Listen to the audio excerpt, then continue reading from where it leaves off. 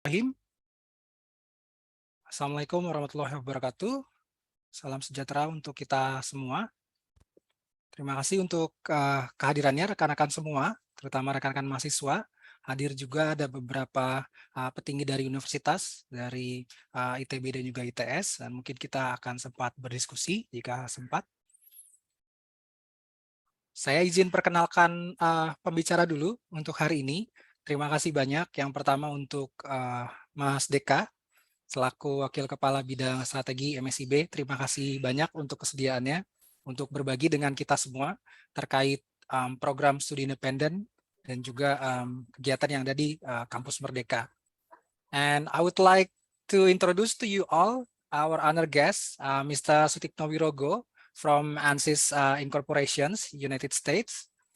Basically, he's from Indonesia, but he was in US since a long time ago, so somehow he cannot really speak in Indonesian, everybody. But he said to me that he will try to speak in Bahasa Indonesia, even though it is terbata-bata. So thank you very much, Suti, for joining us. I know it is very late in your GMT, so thank you very much to join our webinar now to encourage our future generation here in Indonesia. So hopefully that they will have your enthusiasm, and then we can be forward to the Indonesian 4.0 vision. Ya, saya akan coba sedikit sampaikan dulu ya rekan-rekan sebelum kita mulai. Jadi agenda kita di sosialisasi studi independen Kampus Merdeka CAT5 ANSYS ini, kami berada di cycle 3. Perkenalan dulu, saya Gilang Pradipta, saya Country Manager untuk CAT5 Indonesia, atau kalau dipanjangin PT CAT5 Simulation Teknologi Indonesia. Nah, mungkin kita akan masuk ke, oke, sebentar. Nah, agenda kita hari ini ada 4. Yang pertama itu kita akan langsung membahas dulu pentingnya studi independen bagi rekan-rekan mahasiswa, di mana di era digitalisasi saat ini persaingan sudah semakin ketat gitu ya, dan juga tidak hanya dari SDM yang ada di Indonesia, tapi juga ada SDM dari luar negeri pun kapanpun siap untuk masuk ke Indonesia. Bahkan kita berharap SDM Indonesia juga bisa bersaing di kancah internasional. Kemudian juga menjawab pertanyaan rekan-rekan mahasiswa nih, Mas Deka. Banyak sekali yang mempertanyakan, dan bahkan di menit-menit akhir tuh banyak yang memohon untuk dibantu konsolidasi, atau bahkan mereka akhirnya menyerah untuk mengundurkan diri karena dari kampus kesulitan untuk mendapatkan konversi 20 SKS ini. Kemudian kita akan melanjutkan terkait langsung kepada program kami, yaitu pentingnya engineering simulation dan juga apa itu Industry 4.0, akan dilanjutkan oleh Pak Suti dari ANSYS, dan terakhir dari saya terkait yang rekan-rekan tanyakan secara inti atau secara praktikal alur programnya seperti apa sih, atau apa saja sebenarnya yang bisa didapatkan.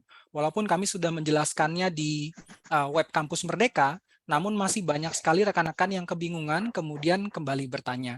Jadi saya akan coba praktekkan dan juga tampilkan secara lebih jelas kembali terkait alur program studi independen untuk Kevin Mansis. Karena ada juga dosen-dosen yang ikutan kebetulan hari ini turut hadir, supaya juga sebagai gambaran bahwa saya juga akan menampilkan silabusnya, sehingga dari sisi konversinya pun akan lebih punya gambaran gitu ya. Dan yang terakhir kita akan masuk ke tanya jawab.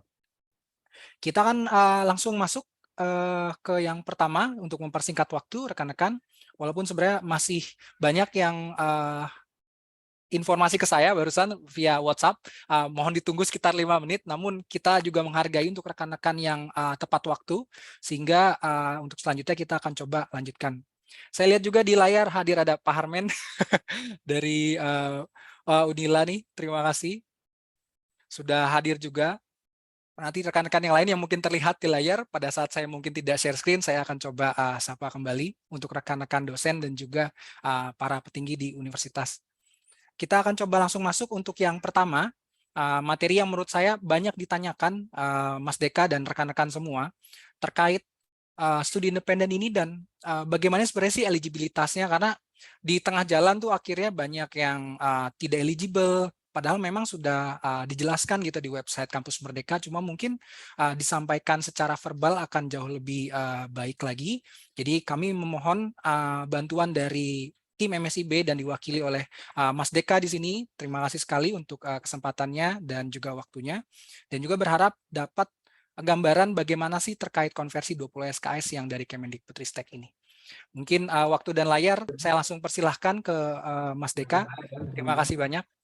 Silahkan. Saya izin stop share.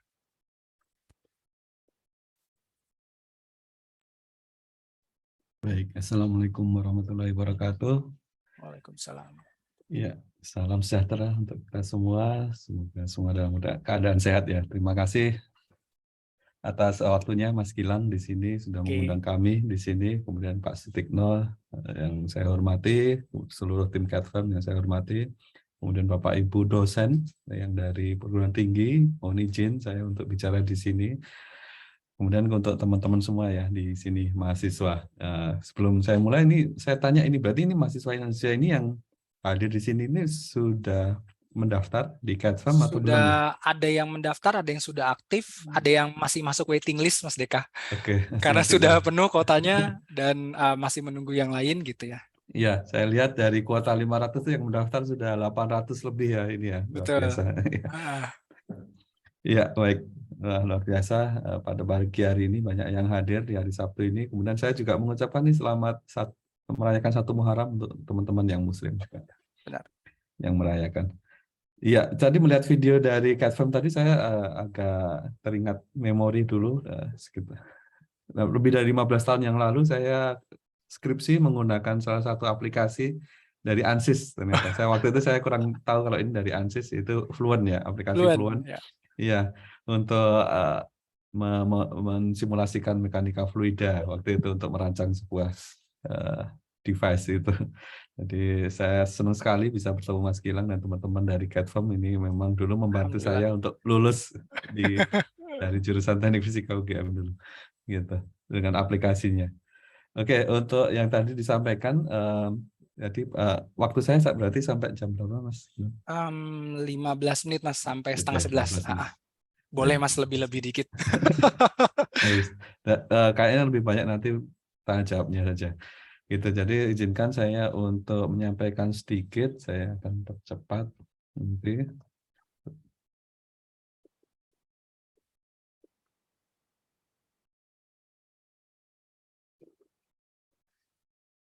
Ya, ini kelihatannya yang full screen ya? Ya. Oke. Jelas sekali Mas, terima kasih. Ya, ini program Kampus Merdeka, ini program Kementerian Pendidikan, Kebudayaan, dan Riset dan Teknologi. Jadi untuk seluruh mahasiswa di seluruh Indonesia ya. Nah, yang melatar belakangi benar yang disampaikan tadi, bahwa kita sekarang ini di era yang perubahannya sangat cepat sekali ya, dan semua didorong oleh perkembangan teknologi. Ada otomasi big data, 3D printing, dan lain-lain ya. Dan di ANSYS sendiri tadi banyak mengajarkan tentang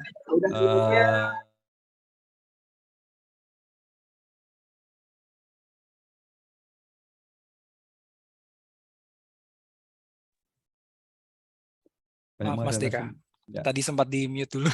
Ya, maaf. Mengajarkan banyak tentang simulasi ya. Kalau dulu saya menyadari bahwa dengan simulasi itu banyak sekali riset kita yang sangat terbantu karena masalah waktu dan kecepatan ya, masalah waktu dan efisiensi, terutama untuk biaya.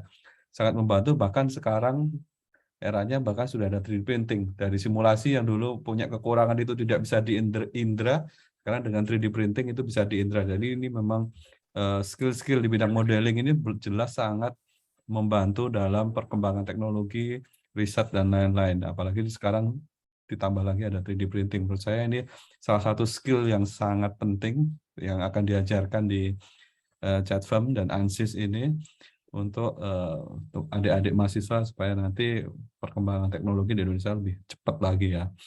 Kemudian kita baru banyak sekali perubahan di bidang sosial budaya, di era workforce ini way of work juga kita sekarang sudah sangat berubah sekali dengan yang lain-lain.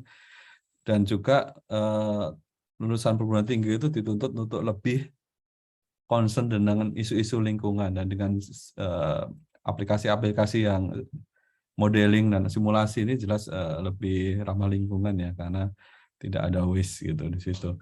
Nah ini menjadi sangat penting untuk teman-teman belajar hal-hal yang sangat berguna untuk teman-teman menghadapi perubahan dunia, perubahan perkembangan dunia, bukan saat ini saja, tapi 2 tahun lagi mungkin tantangannya juga akan berubah lagi. Dan kami juga dari pendidikan juga berusaha untuk beradaptasi juga, tapi ini akan sangat lebih cepat lagi atau lebih mantap lagi kalau kita berkolaborasi dengan teman-teman praktisi, teman-teman dunia industri dan dunia usaha, salah satunya dengan PT Chatform ini. Itu sih. Nah, sebenarnya kampus Merdeka itu apa? Itu maksudnya mahasiswa diberi hak untuk belajar di luar kampus selama 2 semester dan di prodi lain selama 1 semester. Ini intinya dari program studi, program kampus Merdeka ini. Dan untuk perguruan tinggi jelas dapat membantu untuk pencapaian indikator kinerja utama. Dan ini saya sampaikan sebentar bahwa program kampus Merdeka ini tidak hanya di tempat kami saja, di MSIB, tapi ada program. Kita hanya salah 2 dari program-program yang ada di kampus Merdeka. Masih ada program yang lain, yaitu kampus mengajar, itu mengirim mahasiswa ke daerah 3T untuk meningkatkan literasi numerik. Kemudian praktisi mengajar, ini kebalikannya dari magang. Kalau magang mahasiswa kita titipkan ke perguruan tinggi, ke perusahaan untuk bekerja, magang di sana. Ini kalau praktisi mengajar, praktisinya yang kembali ke kampus, masuk ke kampus untuk mengajar. Kemudian kita ada program Wirausaha Merdeka untuk mahasiswa-mahasiswa yang setelah lulus ingin membuka lapangan pekerjaan, dan ada pertukaran mahasiswa dalam negeri maupun luar negeri. Jadi kalau dulu kita ingin belajar di luar negeri, lulus S1 dulu, kemudian cari S1 di luar negeri, S2 di luar negeri, cari program beasiswa. Sekarang mahasiswa S1 pun, bahkan diploma pun bisa 1 semester belajar di kampus di luar negeri.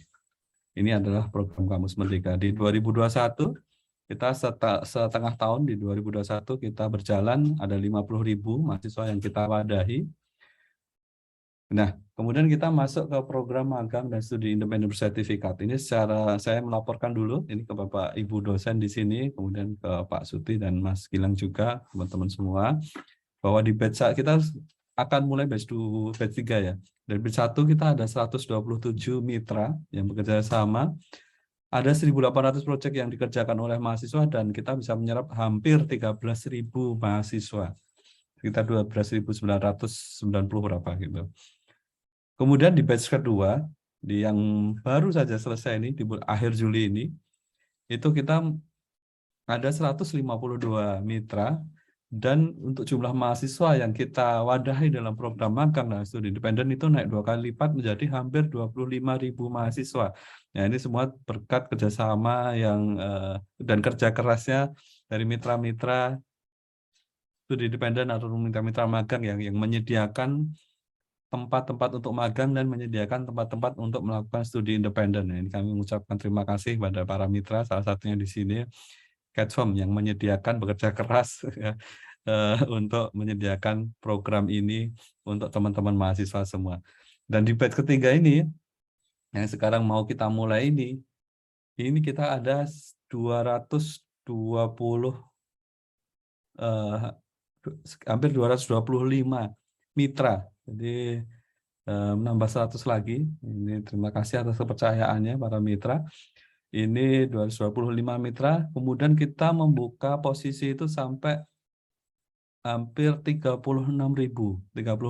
posisi untuk program magang dan studi independen. Tapi 36.000 ini ya ini sebetulnya ya dari untuk menyediakan kira-kira ada sekitar 150.000 mahasiswa yang mendaftar di program Kampus Merdeka, dan kami rasa memang masih belum seimbang dengan minat dari mahasiswa untuk mengikuti program MSIB ini. Dan jadi nanti teman-teman yang mungkin sekarang sudah register gitu ya, sudah register, berarti ini teman-teman yang sudah terpilih, karena memang selain dari teman-teman itu ada 75.000 mahasiswa unik yang mendaftar di program MSIB di angkatan ketiga ini, yang sampai kemarin ya datanya itu ya hampir 70.000 dengan kuotanya hanya sekitar 36.000. Jadi kalau misalnya teman-teman itu masuk registered itu teman-teman berarti yang terpilih.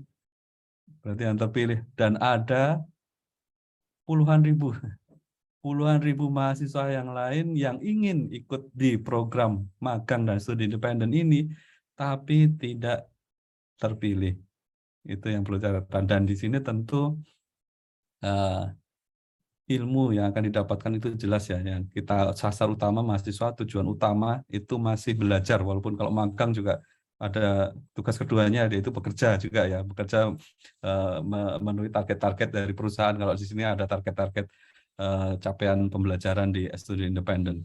Itu. Tapi tugas utamanya masih tetap belajar. Tujuan utamanya adalah belajar mendapatkan network, mendapatkan jaringan, mendapatkan teman baru dan lain-lain dari seluruh Indonesia gitu. Nah ini dari survei kita 2/3 mitra kita merasa puas dan 1/4-nya merasa sangat puas. Itu dengan kualitas mahasiswanya karena tadi cukup melimpah jumlah mahasiswanya jadi diadakan seleksi. Nah yang kita pahami seperti apa sih kenapa kita menggunakan akhirnya meluncurkan program MSIB yang kita pahami ini kalau kita ketemu dengan mitra-mitra dari Dudi itu selalu muncul ada ya istilahnya adanya gap antar dunia industri dan dunia akademik ini ya. Sering dengar ya, pasti dengar. Ada yang lebih parah lagi. Betul, betul. Ada yang lebih parah lagi kata-katanya itu. Lulusan perguruan tinggi tidak siap kerja gitu. Siap, siap. Betul, betul Mas Deka, betul sekali. Ada ya, kayak gitu pas sering dengar ya. Sering sekali, sering sekali. Sebetulnya kalau kita tanya lebih lanjut lagi, apa iya ya lulusan perguruan tinggi itu harus siap kerja dimanapun gitu ya. Dia bekerja harus siap kerja, lulusan harus siap kerja dimanapun. Di situ deh. Padahal yang kita pahami itu kan sama-sama industrinya sama saja. Misalnya sama-sama jualan produksi air mineral gitu ya, misalnya yang banyak gitu.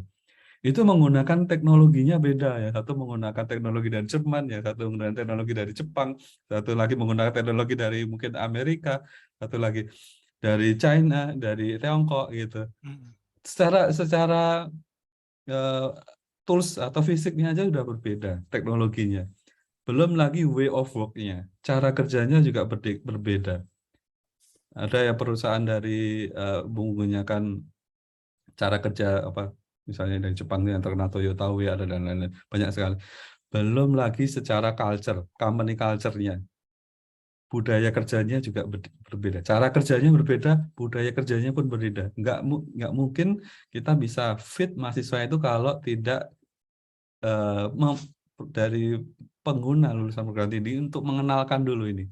Kita di sini menggunakan teknologi ini, menggunakan way of work ini, menggunakan budaya kerjanya seperti ini, gitu Kak. Harapannya dengan program MSIB ini lebih erat ini hubungannya antara dunia industri dengan dunia akademik. Itu mahasiswa bisa lebih mengenal lagi dunia industri seperti apa, bahkan sampai budaya kerjanya, gitu ya.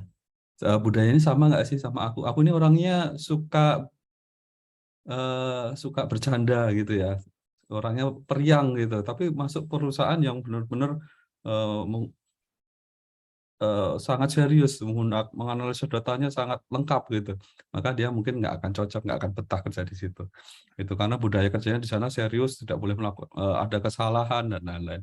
Seperti itu saya contoh sederhananya. Kemudian kami juga paham di mitra industri banyak yang mengembangkan corporate learning system. Kenapa tidak dikenalkan dulu ke mahasiswa gitu? Kalau misalnya ada pegawai baru itu kan biasanya di training dulu nih 6 bulan 1 tahun. Kenapa tidak di-share ilmunya ini ke teman-teman akademik? Akhirnya nanti kalau lulus itu nggak usah di training lama-lama, sebulan 2 bulan aja udah langsung gas, bisa disuruh kerja cari duit gitu ya, istilahnya gitu. Betul Mas Deka. Ya, kemudian juga untuk meningkatkan branding dari mitra-mitra kita ya. Mitra-mitra kita itu kadang-kadang bagus-bagus, luar biasa, keren banget, ilmunya, teknologinya sangat keren, tapi mahasiswa kita tidak kenal, tidak tahu. Bahkan mungkin juga dari Bapak Ibu dosen juga kurang paham, karena contohnya saya yang kuliah di Jogja, ya saya tahunya perusahaan-perusahaan yang jualan langsung ke masyarakat ya, misalnya Pertamina, Bank Mandiri, ya, Indofood gitu ya. Tahunya gitu, tapi sebetulnya banyak sekali sana perusahaan-perusahaan yang sifatnya B2B itu yang juga nggak kalah kerennya dengan itu. Itu perlu employer branding, dan employer branding ini sangat penting, jangan sampai untuk perusahaan ya. Jangan sampai lulusan-lulusan perguruan tinggi ini bercita-cita bekerja di perusahaan kompetitor kita gitu ya. Ya, karena sekarang eranya adalah talent war.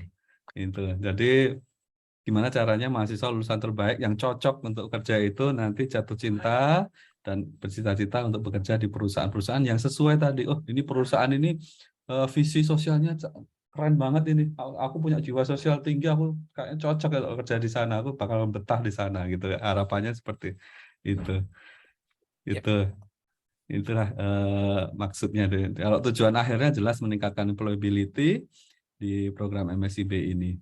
Dan kita apa sih yang membedakan program magang studi independen dengan program magang yang lainnya atau program kursus atau program training yang lainnya gitu ya. Studi independen kan semacam kursus dan training ya.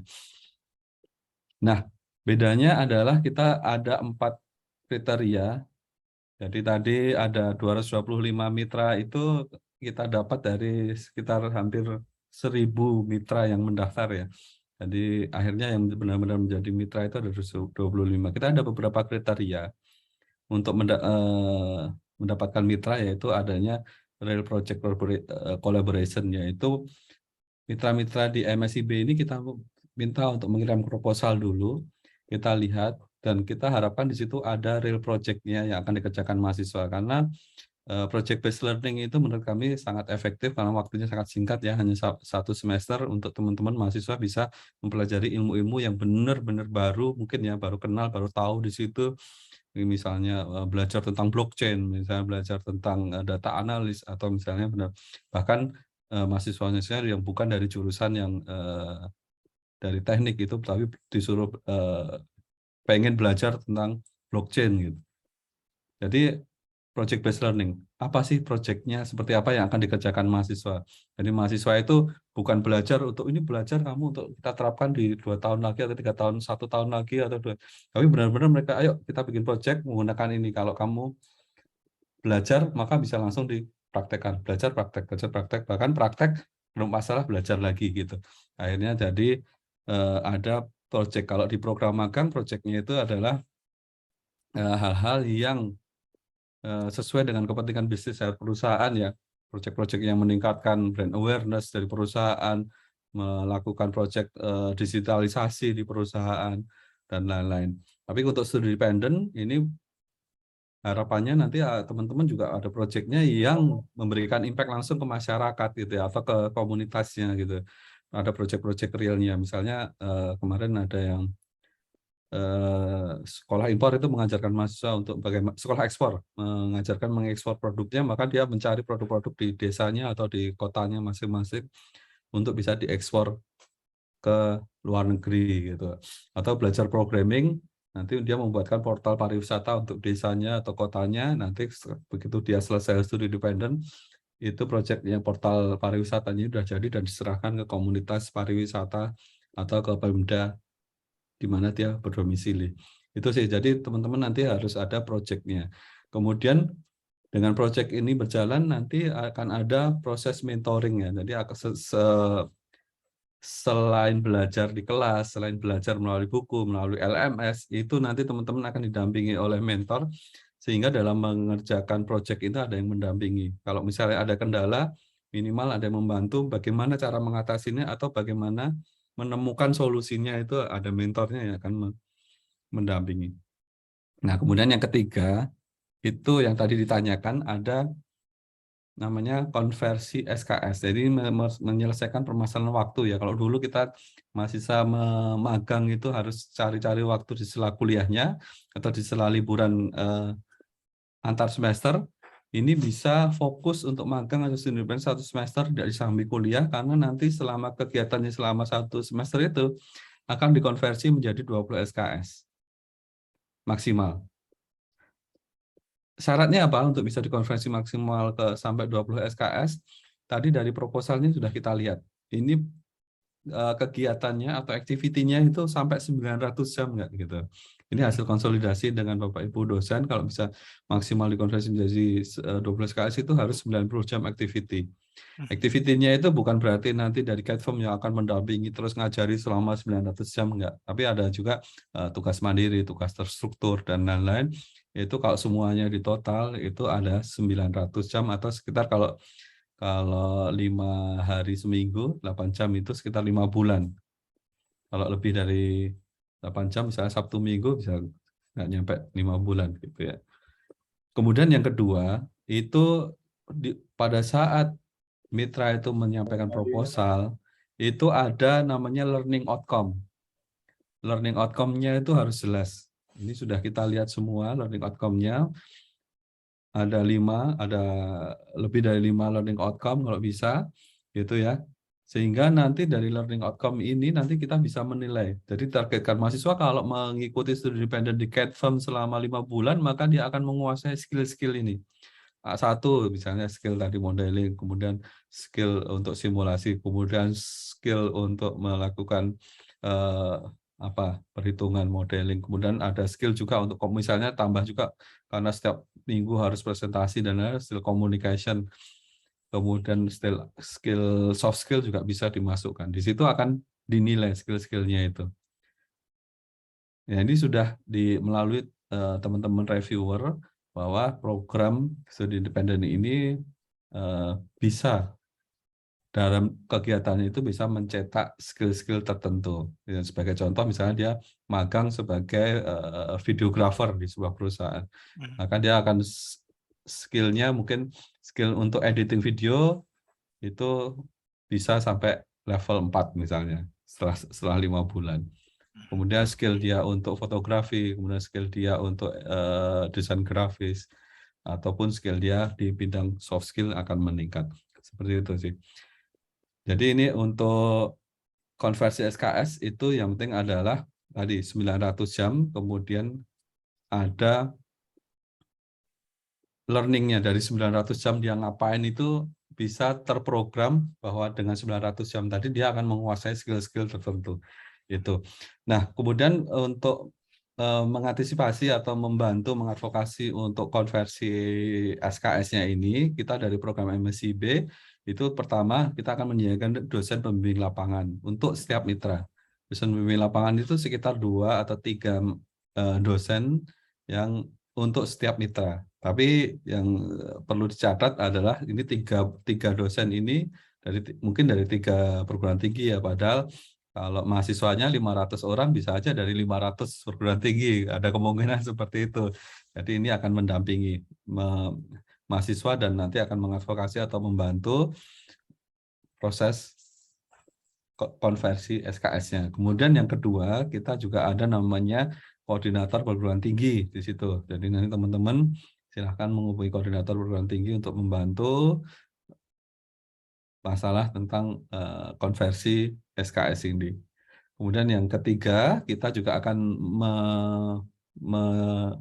mewadahi ya.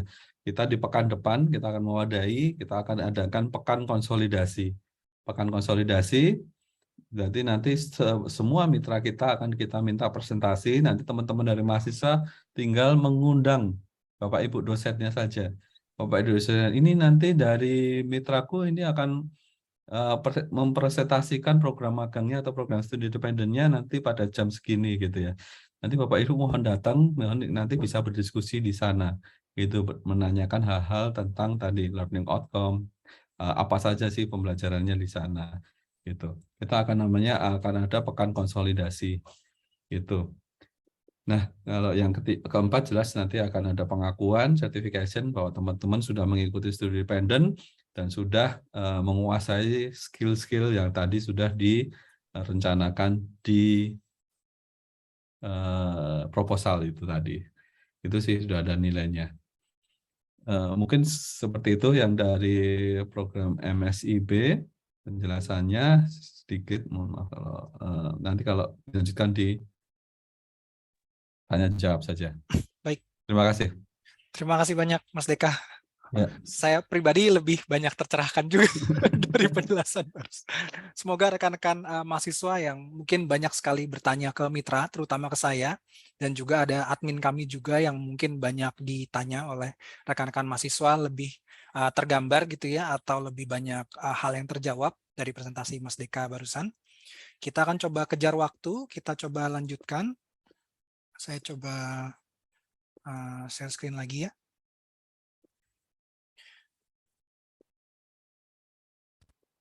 Kita akan coba lanjutkan ke speaker yang kedua. Ini pembicara spesial sekali, salah satu guru saya yang paling berpengaruh terkait di ANSYS. Namun sebelumnya, saya perlu sedikit menyebutkan nih Mas Deka, karena ini disempatkan banyak petinggi kampus yang hadir, jadi saya ingin menyapa. Tadi baru sempat ngelis, saya lihat. Terima kasih sekali yang terhormat. Ini banyak sekali guru besar saya juga yang kebetulan join. Tadi ada Bapak Hendro Nur Hadi dari PUIMIA ITS. Tadi beliau sambil nyetir, jadi sempat join, kemudian live, kemudian mungkin join kembali atau sudah live kembali. Kemudian ada Bapak Arif Haryanto juga dari Direktorat Pendidikan ITB. Lagi di Kuningan katanya Pak. Terima kasih sudah sempatkan hadir. Ada Pak Zul Henry juga. Ada Pak Harmen dari Unila, terima kasih sekali sudah sempatkan hadir. Kemudian yang saya lihat lagi ada Bapak Ade Ramdan dari Polman Bandung, kampus saya tercinta, Mas Deka. Kemudian ada dari ITENAS, ada Ibu dosen, Ibu Nuha. Kemudian juga ada guru saya juga ini Bapak Bagio dari Universitas Sang Tua. Ada juga Bapak Nazarudin dari Universitas Diponegoro. Terima kasih sekali lagi udah menyempatkan waktunya. Untuk yang tadi mungkin tidak sempat kelis, mohon maaf Bapak Ibu sekalian. Saya coba kejar waktu. Kita akan lanjutkan ke pembicara utama kita sebenarnya. Our honorable guest, Mr. Sutikno Wirogo. He is actually from ANSYS. Oh, I forgot to put his name in here. Sorry, Suti. He is actually Indonesian before, so we shall get many encouragement or enthusiasm from him. He is also with his team now, and he wants to encourage us and enlighten us regarding of Industry 4.0 and also the importance of engineering simulations. So, Suti, the time and screen is yours now. You can. Thank you, Gilang. Appreciate it. Yeah. Sure. You can hear me, right? Yes, perfect. Terima kasih untuk para peserta daripada program KMP, untuk Mas Deka, dan untuk semua bapak-bapak dan ibu-ibu dari universitas yang telah mendukung program ini. Sedikit background dari saya untuk program KMP dengan ANSYS dengan CADFAM untuk Indonesia. Gilang, can you see my screen? Yes, perfect.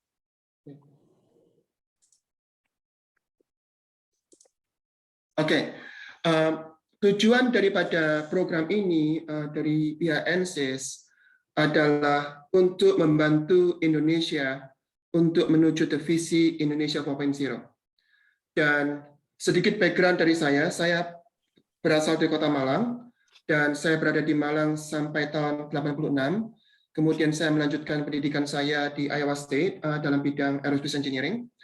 Dan tujuan saya pada waktu itu adalah ingin seperti menjadi Pak Habibie. Dan itulah yang saya kerjakan selama di Amerika. Dan kemudian saya bekerja dalam bidang Aerospace and Defense di bagian di Amerika sini, terutama dalam bagian penerbangan untuk komersial dan juga untuk defense sector. Saya bersama juga dengan dua rekan saya, Kartik dan juga Pankaj. Dan tujuan kami untuk di ANSYS meeting today dengan kalian semua adalah untuk memperkenalkan mengapa program simulasi ini adalah sangat penting bagi Indonesia untuk catch up, untuk master, dalam rangka Indonesia bisa menjadi a net technology exporter, dan bukan importer ya, dalam rangka Indonesia menjadi visi Indonesia 4.0. Pada waktu saya mendengarkan Mas Deka mengatakan bahwa kenapa kok kadang-kadang ada persepsi bahwa setelah kita belajar dari universitas, kemudian kita maju ke universitas, ke tempat kerja, kita merasa belum siap.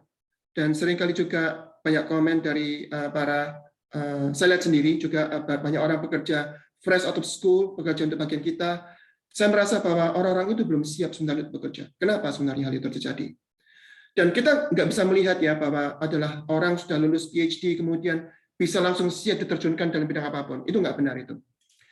Pengalaman saya sendiri setelah mendapatkan S3 dan kemudian bekerja di Fluent dan di NSYS, dalam 2 tahun pertama saya bekerja di sana, itu benar-benar amburadul. Kata-katanya mungkin paling tepat ya amburadul.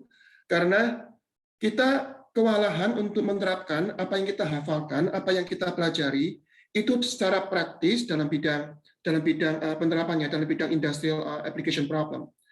Dan kita mesti belajar lagi dari awal untuk mengerti apa yang kita pelajari selama termodinamika, selama aerodinamika, structural mechanics, itu bagaimana diterapkan untuk solve the real problems. Bagaimana membuat engineering assumptions yang tepat sehingga kita bisa solve the problem itu in a most effective and most efficient manner. Ya. Jadi kita melihat gitu bahwa Indonesia itu perlu teknologi ini karena Indonesia adalah negara besar dan pada waktu kita membuat program AIC, Innovation Courses, itu adalah berdasarkan salah satu goal saya adalah bagaimanakah kita bisa membuat negara Indonesia itu menjadi suatu negara yang mempunyai SDM yang unggul gitu. Banyak sekali potensi dari negara ini dan sangat sayang sekali kalau negara ini tidak memanfaatkan apa yang negara-negara lain seperti Jepang, seperti China, seperti Taiwan dan Korea untuk menjadi maju. Dan kalau kita melihat ya bagaimana negara-negara itu yang saya sebutkan tadi untuk menjadi maju, itu selalu melalui 3 tahapan. Dan tahapan ini tidak bisa dibalik-balik ya. Kita mesti memulai tahapan itu dalam bidang membuat SDM kita itu ready gitu. Nggak hanya ready untuk belajar, tapi juga mempunyai kecintaan untuk belajar engineering, computer science, atau disciplines ya. Jadi human resource itu must be ready first. Setelah kita mempunyai SDM yang bisa belajar atau mempunyai license untuk belajar ya, ada beberapa key teknologi yang memang harus dipahami. Salah satunya adalah teknologi simulasi. Ya, kenapa simulasi itu penting? Karena simulasi itu adalah suatu cara untuk mempersingkat dan juga untuk mempermudah suatu negara atau suatu company untuk menciptakan produk yang unggul dalam waktu bulanan, bukan dalam waktu tahunan gitu. Of course, ada lagi teknologi yang lebih penting ya, seperti MLDL ya, atau AI system. Tetapi AI system itu nggak bisa diterapkan separate gitu. AI system adalah always acting on the data, atau engineering data, or solution data, whatever data over there. And selalu dimulai itu dengan konsep engineering dan engineering data. Baru kemudian kita membuat infrastruktur. Jadi, di mana NSYS bisa membantu adalah NSYS Innovation Courses itu didesain secara khusus untuk orang-orang yang sedang berada dalam tingkatan university, undergraduate dan graduate, untuk memahami apakah yang penting, bagaimana mereka bisa menciptakan atau mengaplikasikan apa yang mereka pelajari secara praktis dalam industri untuk solving problems. Itu adalah visi kita dan kenapa tujuan kita menciptakan NSYS Innovation Courses. Second adalah teknologi simulasi pada NSYS dalam bidang elektronik, dalam bidang fluid dynamics, dalam bidang structural mechanics, dalam bidang optics, dalam bidang semua bidang yang lain, material science, itu sangat penting bagi Indonesia. Karena kalau kita melihat ya, bagaimana negara-negara seperti Jepang, seperti Taiwan dan China dan juga South Korea, bagaimana mereka really dalam waktu 20, 30, 40 tahun mereka bisa maju. Itu mereka selalu melalui tahapan untuk menciptakan atau mempunyai banyak R&D labs di mana mereka bisa tes ide-ide mereka dalam R&D labs itu. Dan itu sangat-sangat expensive, sangat-sangat mahal. Untuk kita mempunyai R&D labs seperti yang mereka punya dalam waktu beberapa tahun, mungkin anggaran APBN di Indonesia mesti 50% harus diselenggarakan untuk hanya itu aja gitu. Jadi kan nggak mungkin. Jadi simulation software adalah suatu cara yang sangat mudah di mana kita bisa membuat R&D Labs ini dalam tangan setiap mahasiswa di Indonesia. Sangat powerful sekali teknologi ini. Jadi kita ready ya untuk bisa membantu Indonesia ya, sangat-sangat ready untuk hal ini ya. Dan saya punya kepentingan untuk pribadi untuk melihat negara ini menjadi maju gitu. Yang menjadi kendala adalah kalau Jepang, Korea, Taiwan, China, mereka mempunyai 20-30 tahun untuk maju. Indonesia tidak mempunyai waktu itu. Indonesia punya waktu 5-6 tahun maksimum. Karena kenapa? Karena adanya suatu revolusi industri yang dinamakan industri 4.0. Ya, sebenarnya apakah industri 4.0 itu? Kalian bisa membaca dari banyak artikel dari Wikipedia, dan some of them itu easy to understand, some of them very complicated ya. Jadi saya coba tuturkan industri 4.0 secara gamblang, secara layman perspektif ya. Industri 4.0 basically adalah suatu cara atau suatu visi yang memanfaatkan kemajuan teknologi computing, ya, hardware, dan juga software.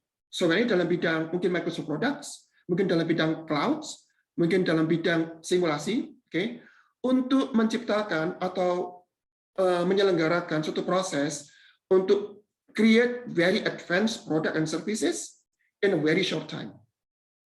Jadi kalau membuat suatu mobil, mendesain suatu mobil itu perlu waktu 5 tahun sebelumnya. Sekarang ini dipersingkat jadi 5 bulan. From beginning to the end. Itu adalah essence dari industri 4.0.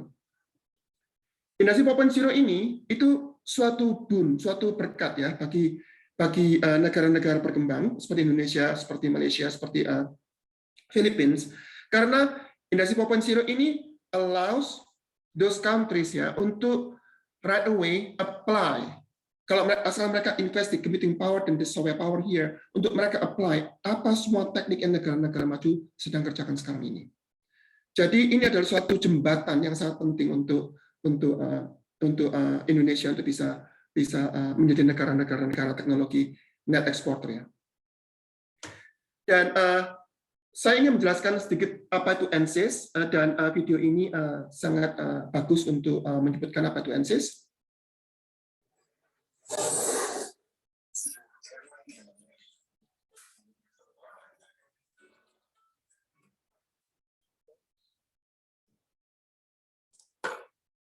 Suti, can you pause the video first and then stop sharing? And when you share your screen, there is a button in the left corner, share sound, so we can hear the sound. Currently, we cannot hear the sound. Okay, so let me try it again. Okay, stop video Yes. here. Yes. Where is the button, Sheldon? Where is the Stop button? sharing first. You need to stop sharing first and then share your screen back. Okay. Can you? Yeah. When you want to share your screen, hold on. There is a button in the corner, share sound. When you click share screen. Yep. Yeah. On it. Share sound, yes. Yeah. Okay. You can share your screen again. Okay. Let me start from the beginning. Before every innovation sees the light of day, and every robot learns on its own. Before every automobile safely drives itself. Keep right. And every rocket ship reaches the stars. Before every product is printed out of thin air. And every digital twin prevents a tragedy. Before every baby takes her first breath. And every virtual reality becomes reality. Before every student has the world at their fingertips. And every patient gets his sight back. Before all this can become real, there is a designer, an entrepreneur, an engineer, a student, a scientist, a visionary, tirelessly working to create a better world, using the most powerful, the most pervasive simulation technology on the planet. Before every product delivers on its promise, there is ANSYS. So, secara singkat ya, ANSYS adalah menyediakan teknologi simulasi yang sangat penting diterapkan dalam suatu rangka untuk membuat suatu very advanced technology ya, seperti tadi dikatakan ya, untuk membuat robot, sesuatu robot itu diperlukan banyak testing, dan untuk minimize testing itu kita membuat simulasi program yang bisa mempersingkat waktu dari bertahun-tahun menjadi beberapa bulan. Suti, sorry Suti, yes. I need to stop it again because of your skin is not full now. We see your next slide and previous slides for now. Can you please press escape first, maybe? Okay. Yeah. You can stop share screen again and then click the share screen again. I think that you are sharing one of your monitor. Yep. Stop share again.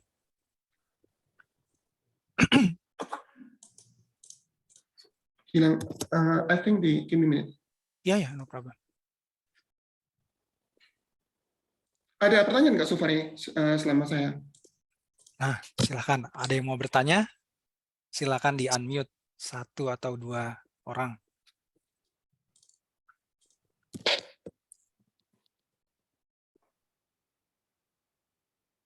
Bisa, Suti? Ya. Ya, try share screen again.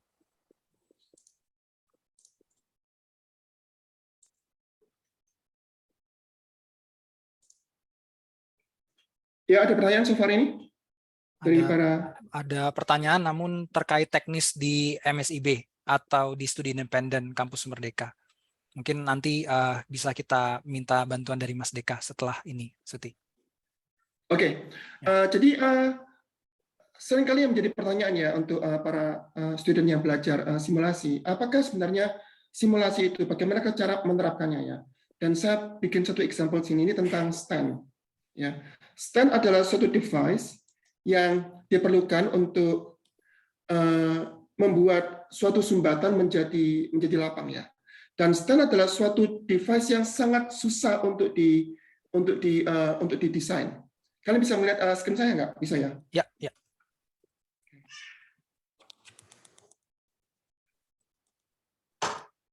Can you play it? Dan ini adalah satu contoh di mana STAN secara praktis itu memiliki banyak sekali design challenges. Selain harus dibuat sangat tipis dan karena materialnya sangat rentan untuk fatigue ya, karena setiap detik jantungnya berdetak itu membuat suatu load dalam bidang aerodynamics dan juga structural mechanics yang membuat STAN itu menjadi rentan untuk menjadi fatigue. Dan teknologi ini sangat sulit untuk dibuat dengan eksperimen dan sangat expensive ya, sangat mahal untuk diterapkan dalam any company. Tapi dengan menggunakan ANSYS kita bisa simulate STAN itu dari semua angle, dari semua sudut, dari semua keadaan, sehingga tidak perlu kita membuat suatu lab yang besar-besar, tapi kita bisa menerapkan ini dalam setiap student, dalam setiap environment, untuk pembelajaran dan juga untuk penerapan secara praktis.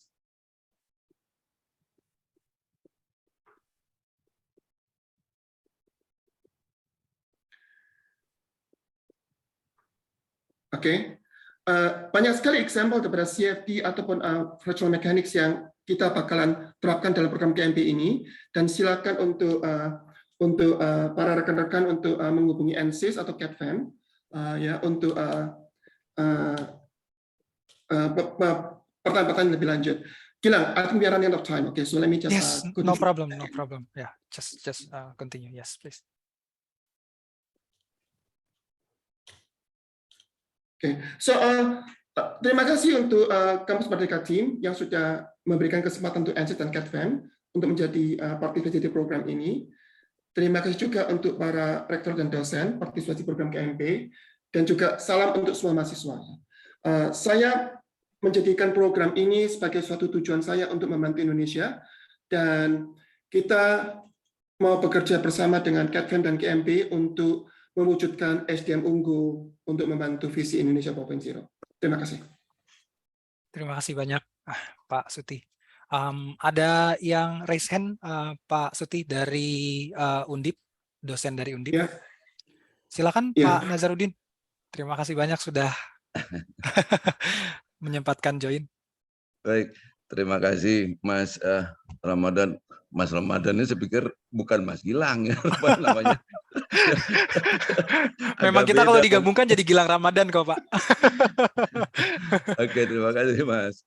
Jadi ya senang sekali ya bisa dapat undangan ini ya, karena kita tambah tahu lagi ya dengan lebih luas gitu ya. Jadi betapa memang metode simulasi ya, khususnya penyedia software ini yang sudah ya menurut saya sangat bagus sekali ya berkontribusi di dunia ini seperti ANSYS ini ya, untuk ya khususnya negara kita Indonesia ya. Jadi saya malah sejak tahun berapa itu saya ngambil S3 tahun 95 udah mulai pakai Fluent, dulu namanya masih Fluent aja ya.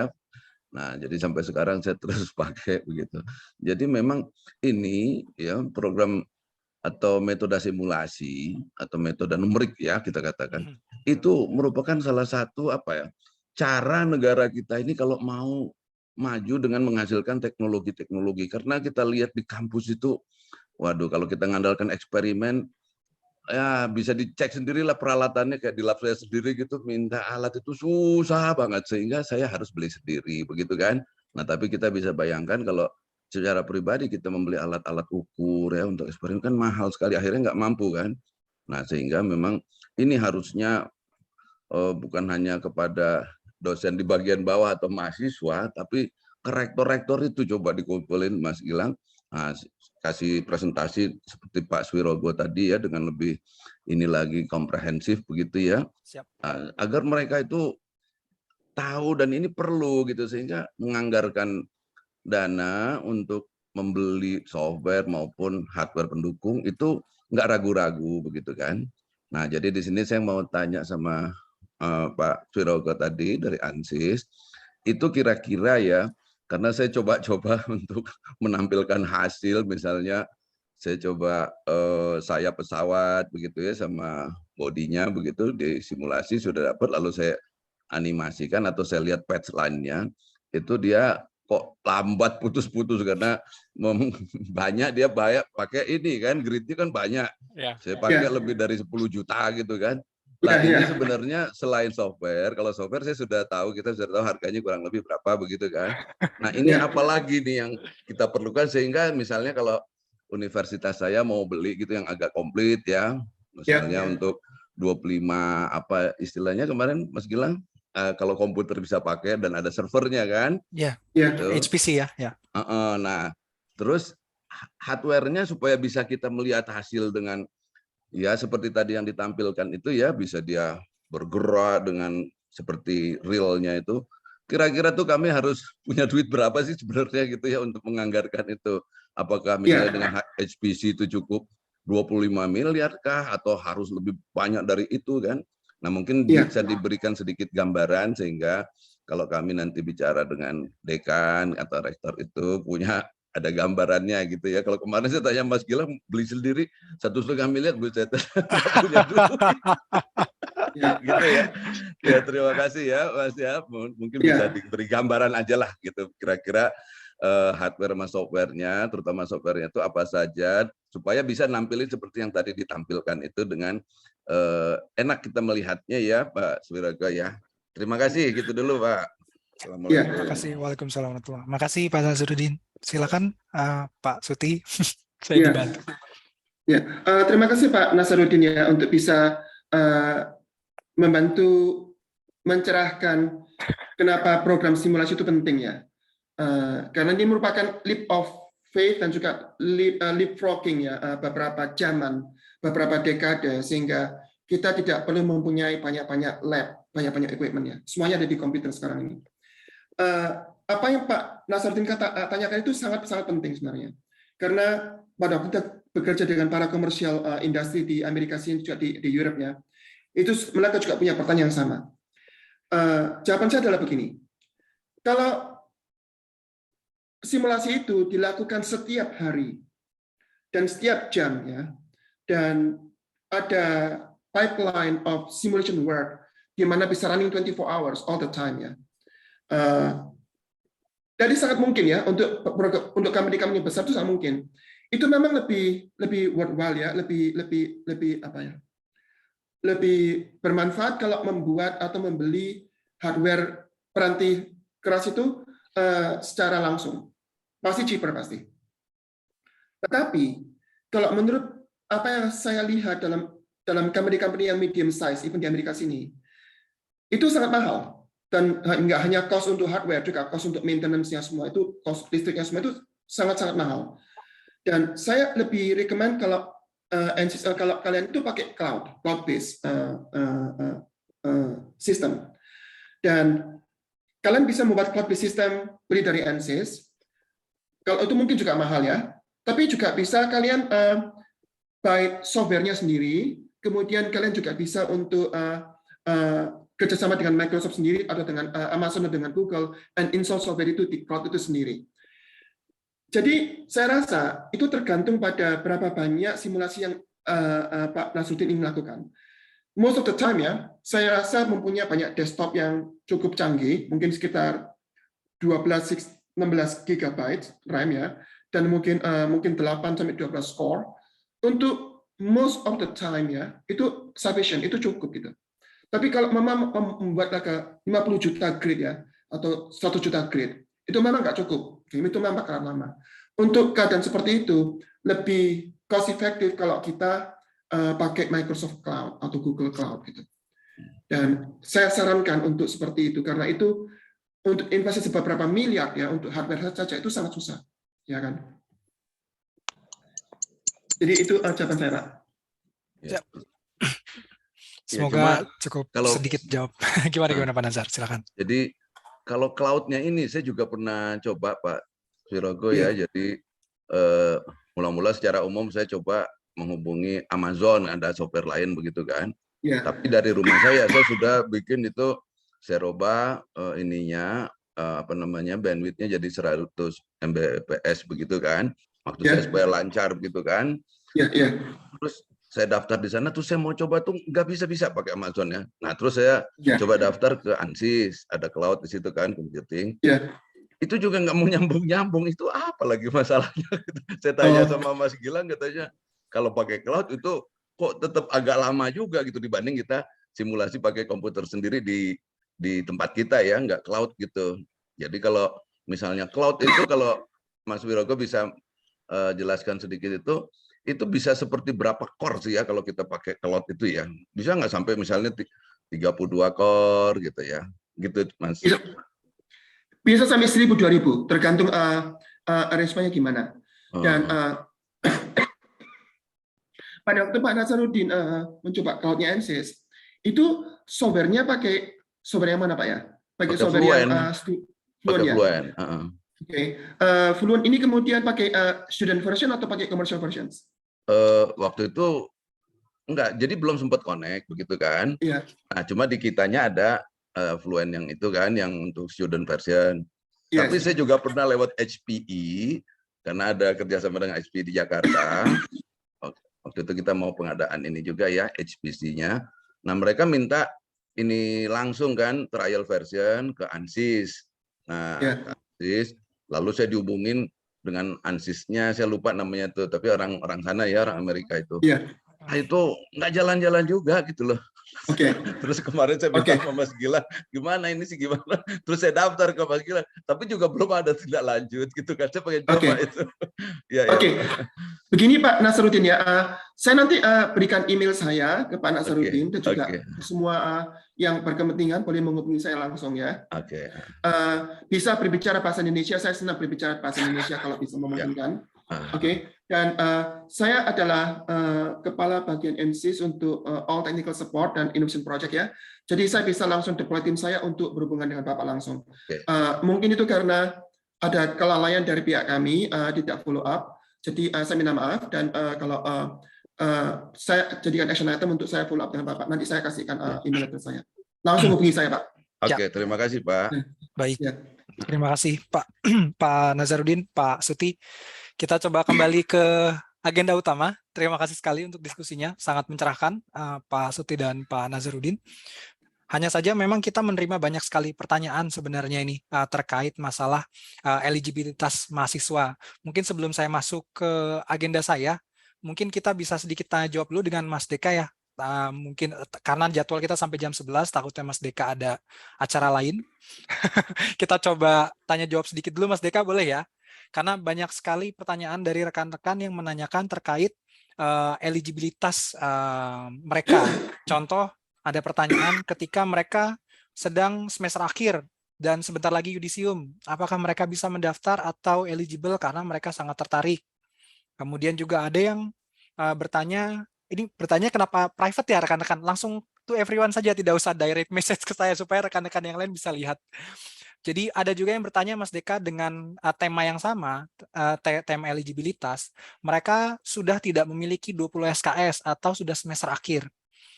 Apakah mereka masih bisa eligible? Karena sempat mendengar katanya kalau tidak ada 20 SKS tidak bisa ikut. Gitu. Nah itu aja mungkin Mas Deka, satu pertanyaan itu dulu. Mungkin karena banyak sekali yang menanyakan hal serupa. Baik, terkait eligibilitas ya. Yang pertama, ini mahasiswa aktif yang mahasiswa dari perguruan tinggi bawah koordinasi Kementerian Pendidikan dan Kebudayaan ya. Ya, jadi untuk mahasiswa-mahasiswa yang kampusnya itu di bawah koordinasi kementerian lain belum bisa kita wadai dari Kementerian Agama atau Kementerian Perindustrian gitu.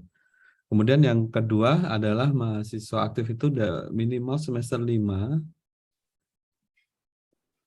Jadi kalau misalnya kemarin semester 4 kemudian nanti pada saat program studi independen ini berjalan itu udah masuk semester 5 itu tidak masalah, gaskan aja langsung gitu ya. Walaupun semester 5-nya baru mulai bulan Agustus, berarti kan pada saat periode studi independen besok itu sudah semester 5, nggak apa-apa. Ya. Kemudian untuk mahasiswa-mahasiswa yang waktu mendaftar itu di data pendidiktinya itu masih tercatat belum semester 5 padahal sudah semester 5, itu tidak apa-apa, nanti di surat rekomendasi kan sudah dituliskan bahwa semester 5 dan minta tolong ke penanggung di kampusnya yang bertanggung jawab untuk mengupdate data pendidiktinya untuk segera mengupdate ya gitu, karena itu nanti jadi kami jadikan acuan juga untuk mengverifikasi dan memvalidasi data-data dari mahasiswa teman-teman gitu. Kemudian yang tentang kalau sudah mata kuliahnya sudah habis gimana? Mata kuliahnya sudah habis nggak masalah, nanti tetap bisa dikonversi menjadi 20 SKS maksimal. Nanti berarti kan kalau misalnya lulus biasanya 144 SKS ya, berarti ya. Itu nanti berarti ketambahan itu bisa lebih dari itu, berarti kalau ketambahan itu nanti jumlah SKS-nya jadi banyak. Kemudian tidak boleh melakukan yudisium ya, tidak boleh melakukan yudisium selama program MSIB berlangsung, karena nanti kalau teman-teman sudah yudisium atau sudah lulus itu sudah mungkin bahasa gampangnya sudah bukan anaknya Kemendikbud lagi nih, tapi sudah jadi anaknya Kemenaker. Ya, jadi menjadi tidak eligible. Kemudian maksud dari konversi SKS ini biar teman-teman itu fokus ya untuk program magang dan studi independen, karena tadi ada selain belajar melalui LMS, kemudian ada waktu untuk mentoring, kemudian ada juga proyek-proyek yang akan teman-teman lakukan, ditugaskan ya oleh teman-teman dari Chatform, dan kabarnya mentor-mentornya dari luar seluruh dunia ya. Iya, dari Singapura, India, Jerman, dan ada dari US juga. Ya, begitu ya. Jadi harapan kita teman-teman itu dengan konversi SKS maksimal 20 SKS itu tidak mengambil kuliah lagi ya. Jadi jangan sampai nanti dari waktu dihubungi sama mentor dari Jerman itu, maaf saya baru kuliah atau baru ujian atau apa gitu ya. Jadi maksud dari itu ya. Jadi dan di SPTJM juga nanti surat pertanggungjawaban mutlak yang menjadi syarat untuk ikut di program MSIB ini kan kemarin juga sudah disebutkan ya, bahwa teman-teman itu rela untuk tidak mengambil SKS mata kuliah di kampus selama menjalankan program MSIB ini. Jadi untuk tadi ada tanya lagi 20 SKS itu menggantikan nggak? Iya, menggantikan mata kuliah yang ada. Itu ada 3 teknik untuk konversi SKS-nya, tapi tidak akan saya bahas di sini. Ada yang menggantikan mata kuliah yang sudah ada yang metode saya agak lupa namanya, tidak menggantikan tapi langsung dapat 20 SKS gelondongan, itu Free juga form. ada juga free form ya. Ya. Ya, ada free form, ada apa gitu. Jadi untuk konversi ini memang tugas dari kampus ya untuk melakukan konversi SKS nanti berdasarkan nanti diskusi dengan mitra, dengan DPL, dan juga dengan dosennya di kampus masing-masing. Gitu. Siap. Selanjutnya nih Mas Deka, yang banyak juga rekan-rekan tidak apa-apa, rekan-rekan di show saja ke everyone, tidak perlu direct message, tidak apa-apa, tidak perlu sungkan gitu ya, atau mungkin malu untuk bertanya, karena malu bertanya sesat di jalan ya. Pertanyaan yang paling banyak nih Mas Deka juga, mereka banyak mendengar gitu ya Mas Deka. Ketika mereka sudah diterima di program kami, di tengah-tengah itu ada sidak atau ada pengecekan, dan akhirnya di tengah program mereka dikeluarkan atau mungkin akhirnya tidak bisa melanjutkan program tersebut. Itu apakah valid atau mungkin penjelasannya seperti apa gitu Mas Deka?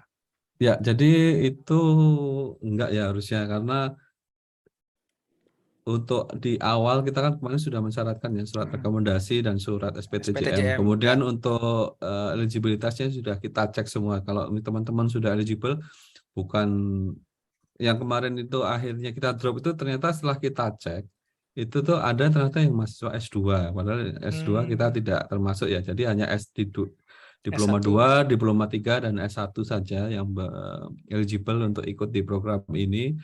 Untuk S1-nya untuk semester 5, diplomanya juga semester 5.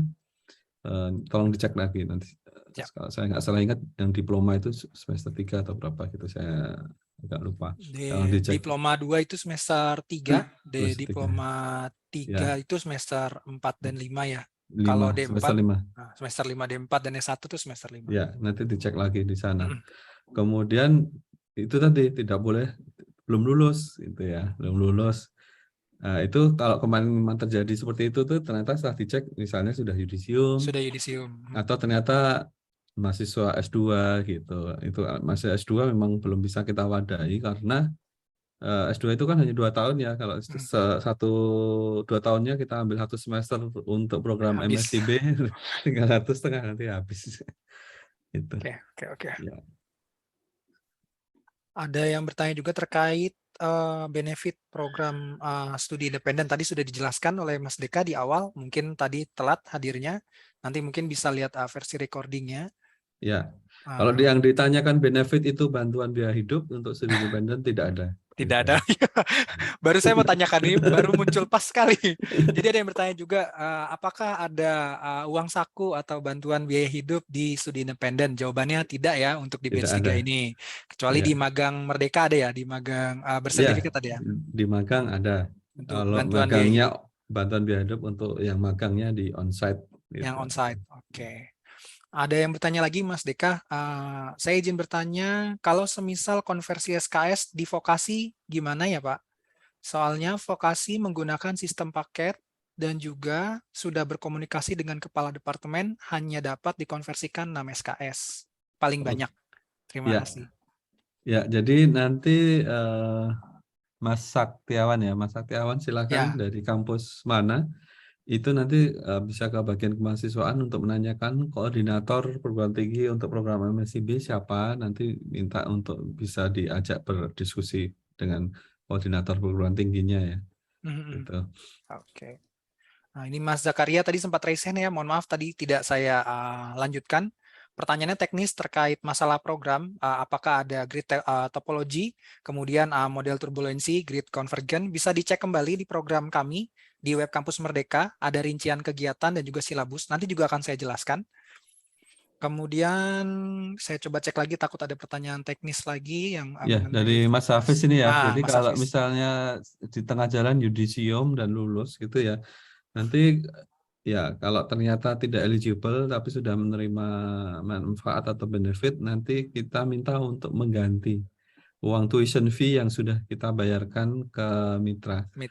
Iya, itu nanti mahasiswa kalau ternyata sudah mendapatkan benefit, mendapatkan pembelajarannya, ikut jadi peserta, sudah kita bayari tuition fee-nya, itu ternyata tidak eligible, itu nanti kita minta untuk mengembalikan dana tuition fee yang sudah kita bayarkan ke negara, untuk mengembalikan dana ke negara. Betul. Itu juga alasan kami, Mas Deka, kami mengharuskan mereka menandatangani surat pernyataan. Semisal memang mereka tidak memberikan informasi yang benar, apakah mereka menutupi kalau mereka akan yudisium, atau yang menyebabkan mereka di tengah program itu mereka tidak melanjutkan, gitu ya. Mereka harus melakukan pergantian untuk biaya tersebut. Oke, untuk pertanyaan teknisnya sepertinya secara ada Ibu dosen ikut bertanya dari ITENAS, Mas Deka. Ya. Kalau sudah mengikuti MSIB, apakah mahasiswa bisa mengambil perkuliahan? Karena ada mahasiswa yang boleh mengambil lebih dari 20 SKS. Terima kasih. Iya. Iya ya, jadi memang untuk maksimal kan 24 SKS ya, kalau yang zaman dulu saya kuliah gitu ya. Ya,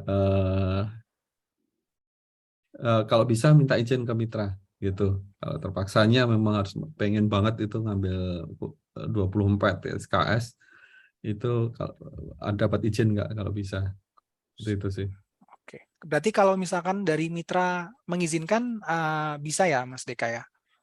Iya, kalau nambahnya hanya 4 Namanya SKS hanya gitu. 4. Semisal dia full gitu, Mas Deka, bagaimana ya? Iya, jangan sampai mahasiswa itu di kuliah dia ngambil misalnya 20 Full. SKS gitu ya. Nanti dari MSIP dapat 20 SKS, satu semester dia dapat 40 SKS, itu 40. kalau dilihat nanti loh ini berapa jam dia belajarnya, bisa 1.800 jam gitu selama satu semester itu. Oke. Ya, itu tidak masuk akal ya berarti ya. Tadi sepertinya pertanyaan selanjutnya sudah dijawab terkait mata kuliah yang tidak bisa dikonversi dan wajib diambil seperti penyusunan proposal ilmiah itu bagaimana? Apa boleh diambil saja jadi kuliah? Itu balik lagi ke mitra ya, Mas Deka tadi ya, Kembali ke Bapak Ibu dosen di kampus untuk yang dosen dan konversi. juga Iya. dan konversi ya. Berarti semisal ingin diambil tidak apa-apa, namun perlu dikonsolidasikan juga dengan mitra terkait jadwalnya. Izin bertanya, apakah detail rekening bank masih perlu untuk dilengkapi? Sudah tidak perlu ya, Mas Deka, untuk studi independen ya? Iya, tidak ada karena tidak ada bantuan biaya hidup untuk mahasiswa ya. Oke. Untuk yang teknis mengenai program akan saya jelaskan di presentasi saya ya. Seperti tadi ada yang menanyakan bagaimana flow proses program. Kemudian juga apakah program magang dibatasi pada jurusan apa saja. Untuk program apapun sebenarnya tidak ada batasan ya, Mas Deka ya. Untuk magang ataupun studi independen, jurusan apapun sebenarnya bisa mengikuti asal mereka dari universitas di bawah Kemendikbudristek ya. Ya, ada beberapa posisi mungkin yang mensyaratkan ya Betul. jurusan tertentu. Gitu. Silakan dibaca lagi untuk kriteria dari posisi-posisi yang ada di MSIB. Terakhir nih Mas Deka, izin bertanya bagaimana jika tidak melakukan konversi SKS sama sekali, apakah diperbolehkan?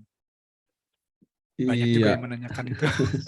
ya pada prinsipnya kita kan melakukan konversi SKS itu agar mahasiswa itu selain tadi ya diakui program-programnya, juga tidak menunda waktu kelulusannya gitu ya. Tapi kalau misalnya mau, karena memang programnya di Chatform ini bagus banget, penting banget, dan itu silahkan saja untuk menunda waktu kuliahnya. Tapi nanti dari Bapak Ibu dosen, DPL, koordinator, tapi tetap akan membantu untuk fasilitasi ya. mengkonversinya untuk menjadi maksimal 20 SKS tadi. Walaupun nanti mungkin lulusnya bisa 160 SKS nanti. Luar biasa sekali. Atau mungkin bisa menggantikan juga mata kuliah yang mungkin kemarin studi independen di sini ternyata nilainya bagus nih, nilainya A gitu ya. Siapa tahu nanti bisa untuk memperbaiki nilai-nilai yang lain gitu. Baik. Silahkan konsultasi ke dosen pembimbingnya masing-masing. Oke. Untuk selanjutnya saya mau izin sampaikan flow proses dulu. Mungkin saya sekitar 15 menit rekan-rekan, tidak akan lama saya usahakan.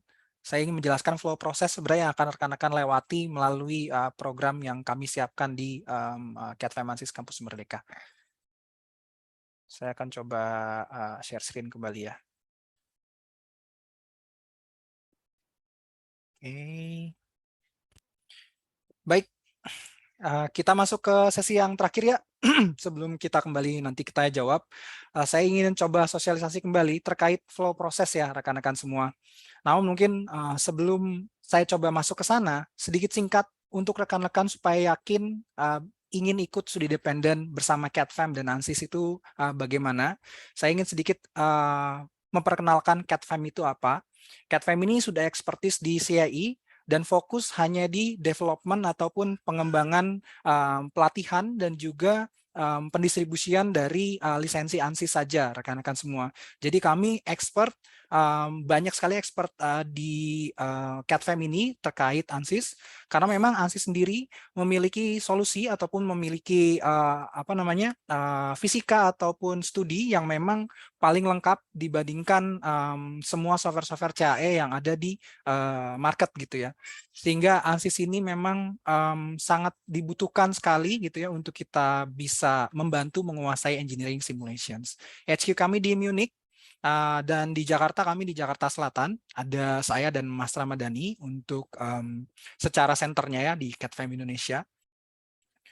Kemudian juga ANSYS, kenapa rekan-rekan harus yakin dengan ANSYS? ANSYS sudah menguasai market cap untuk engineering simulations di seluruh dunia. Semua perusahaan-perusahaan besar sudah pasti menggunakan ANSYS. Rekan-rekan jika cek jurnal-jurnal terkait engineering simulation atau jurnal ilmiah, semua pasti menggunakan ANSYS. Dan paling mudah dicari terkait penerapan dari engineering simulation itu pasti menggunakan ANSYS. Dan itu dua alasan utama kenapa rekan-rekan harus mencoba atau bahkan berusaha untuk mengikuti program studi independen ini. Lalu apa saja yang disediakan sebenarnya rekan-rekan? Kami menyediakan, yang pertama itu adalah learning track yang sudah tersistem dan juga terstruktur dan mudah untuk diikuti oleh rekan-rekan semua. Kemudian rekan-rekan bisa masuk ke dalam forum dan juga didampingi oleh para mentor untuk selama proses pelatihan itu berlangsung. Dan yang menarik, rekan-rekan tuh banyak yang bertanya dengan saya, ke saya gitu ya, apakah spesifikasi hardware yang harus disiapkan? Rekan-rekan tidak usah bingung, untuk program Kampus Merdeka, kami menyediakan virtual lab menggunakan tadi yang diceritakan oleh Pak Nazarudin juga, yaitu ada ANSYS Learning Cloud. Jadi rekan-rekan itu tidak perlu menginstal ANSYS-nya di PC rekan-rekan semua, rekan-rekan cukup menggunakan browser saja. Kemudian pada akhirnya, rekan-rekan bisa mendapatkan kredensial internasional yang langsung dikeluarkan oleh ANSYS, bukan oleh CADFAM, bukan oleh Kampus Merdeka gitu ya, tapi langsung oleh ANSYS yang memang berlaku secara internasional kredensialnya. Lalu mungkin secara gambaran singkat untuk rekan-rekan yang mahasiswa, saya tekankan dulu nih untuk rekan-rekan mahasiswa yang mungkin ingin mendapatkan insight kenapa harus memiliki professional certifications. Dari saya secara inti ada 3. Rekan-rekan bisa mendapatkan advance opportunities jika memang rekan-rekan menguasai bidang tertentu atau keahlian tertentu dan mendapatkan professional certifications-nya. Hingga akhirnya rekan-rekan punya competitive edge dan juga higher value gitu ya, atau nilai yang memang pembeda gitu ya dibandingkan dengan para workforce yang lain atau pencari kerja yang lain atau mungkin lulusan yang lain. Karena memang ketika kita lulus, selamat datang di dunia profesional dan rekan-rekan harus mau tidak mau bersaing dengan siapapun. Jadi rekan-rekan harus memiliki pembeda dan disitulah sebenarnya fungsi dari professional certifications mendampingi dari ijazah rekan-rekan semua yang lulus S1, D3, D4, ataupun D2. Dan yang paling penting mungkin kita membicarakan terkait masalah karir dan tidak lepas dari masalah keuangan. Saya ambil contoh, tadi ada yang menanyakan terkait SolidWorks bedanya apa dengan ANSYS, saya akan langsung kasih lihat perbedaannya. Jadi kalau rekan-rekan cek di PayScale, di sini ada website namanya PayScale. Dia situs yang memang menyediakan informasi, melakukan survei, lembaga survei gitu ya, untuk memberitahu sebenarnya salary secara umum di Indonesia itu bagaimana. Average-nya sekian, rekan-rekan bisa lihat. Sehingga rekan-rekan tuh perlu leverage skill kalian atau meningkatkan skillnya kalian gitu ya, atau kemampuan kalian untuk menjadi pembeda yang lebih baik. Kalau rekan-rekan mempelajari jauh lebih dalam, tidak hanya sekedar 3D CAD, yaitu ada finite element analysis, rekan-rekan akan mendapatkan higher value ataupun chance untuk melakukan career development yang jauh lebih baik dan juga lebih cepat dibandingkan pesaing kalian atau rekan kalian gitu ya. Bahkan kalau kalian mau spesifik ke ANSYS, di PayScale, menurut PayScale ini, salary yang didapatkan itu akan jauh lebih baik. Saya akan coba klik sedikit supaya rekan-rekan bisa lihat. Jadi di sini adalah website-nya ya. secara research rekan-rekan bisa buka sendiri gitu ya. Jadi di PayScale kalian bisa searching saja. Saya akan lanjutkan. Dan sebagai insight rekan-rekan mahasiswa, ketika rekan-rekan lulus sebagai sarjana teknik, masuk menjadi engineer, itu tidak akan menjadi engineer saja, tapi banyak sekali embel-embelnya. Ada structural engineer, ada design engineer, ada field engineer, ada mechanical engineer, banyak sekali, ada civil engineer, banyak sekali bidang-bidang memang rekan-rekan harus tahu lebih dini dibandingkan pada saat akan mencari kerja. Dan rekan-rekan bisa melihat bagaimana average yang akan rekan-rekan dapatkan. Sehingga disitulah pentingnya digital kredensial seperti yang kami tawarkan di studi independen ini. Lalu apa saja yang ditawarkan? Itu ada dual learning track atau dua activities ya bahasanya kalau di kampus Merdeka. Yang pertama ada Computational Fluid Dynamics, CFD. Ini juga menjawab pertanyaan Mas Zakaria tadi, program kami berisi apa saja. Kemudian ada Finite Element Analysis. Jadi kami menyediakan dua basics dahulu. Kedepannya gitu ya, mungkin jika kami punya kesempatan kembali di batch 4, kami akan sediakan activities yang lebih banyak dan jauh lebih advance. Karena di sini sekali lagi kami tekankan, kami tidak memberikan pelatihan ANSYS saja. Kami berharap rekan-rekan semua terbuka wawasannya untuk menjadi analis, terbuka wawasannya untuk menjadi lulusan yang memang siap bertaji bahasa saya di industri 4.0. Sehingga bukan hanya membutuhkan skill ANSYS-nya, tapi pemahaman teoritisnya juga, kenapa kalian harus melakukan simulasi tersebut. Sehingga kalau kalian lihat, jika rekan-rekan lihat, dari program kami, itu tidak ada istilahnya kalian mempelajari UI ANSYS, atau kalian mempelajari klik satu atau klik yang lainnya. Tidak hanya itu saja, tapi kalian akan mempelajari background dari hal yang lebih empiris atau sifatnya aplikatif. Di situ yang kita namakan ANSYS Innovation Courses. Sehingga pelatihan di sini sifatnya empiris dan langsung direct ke kasus-kasus yang ada di lapangan. Contoh, kalian akan belajar apa itu fluida, apa itu fluida statik, apa itu fluida kinematik. Kemudian kalian akan mempelajari terkait equations-nya seperti Navier-Stokes, di mana proses flow simulation atau CFD itu bagaimana bisa berjalan. Itu sebagai basic kalian atau fondasi kalian gitu ya, fondasi rekan-rekan mahasiswa untuk memahami dunia engineering simulations. Tidak hanya sekedar melihat warna-warni merah, kuning, hijau, biru gitu ya, tapi juga alasannya apa bisa jadi seperti itu. Kemudian bahasa-bahasa yang sifatnya lebih teknis seperti convergence, ataupun bahasa-bahasa yang lain seperti stress dan yang lain-lainnya gitu ya. Karena banyak sekali yang japri saya juga gitu ya, menanyakan apakah boleh lintas jurusan. Dari kami membolehkan, asal rekan-rekan memang yakin ingin berkomitmen.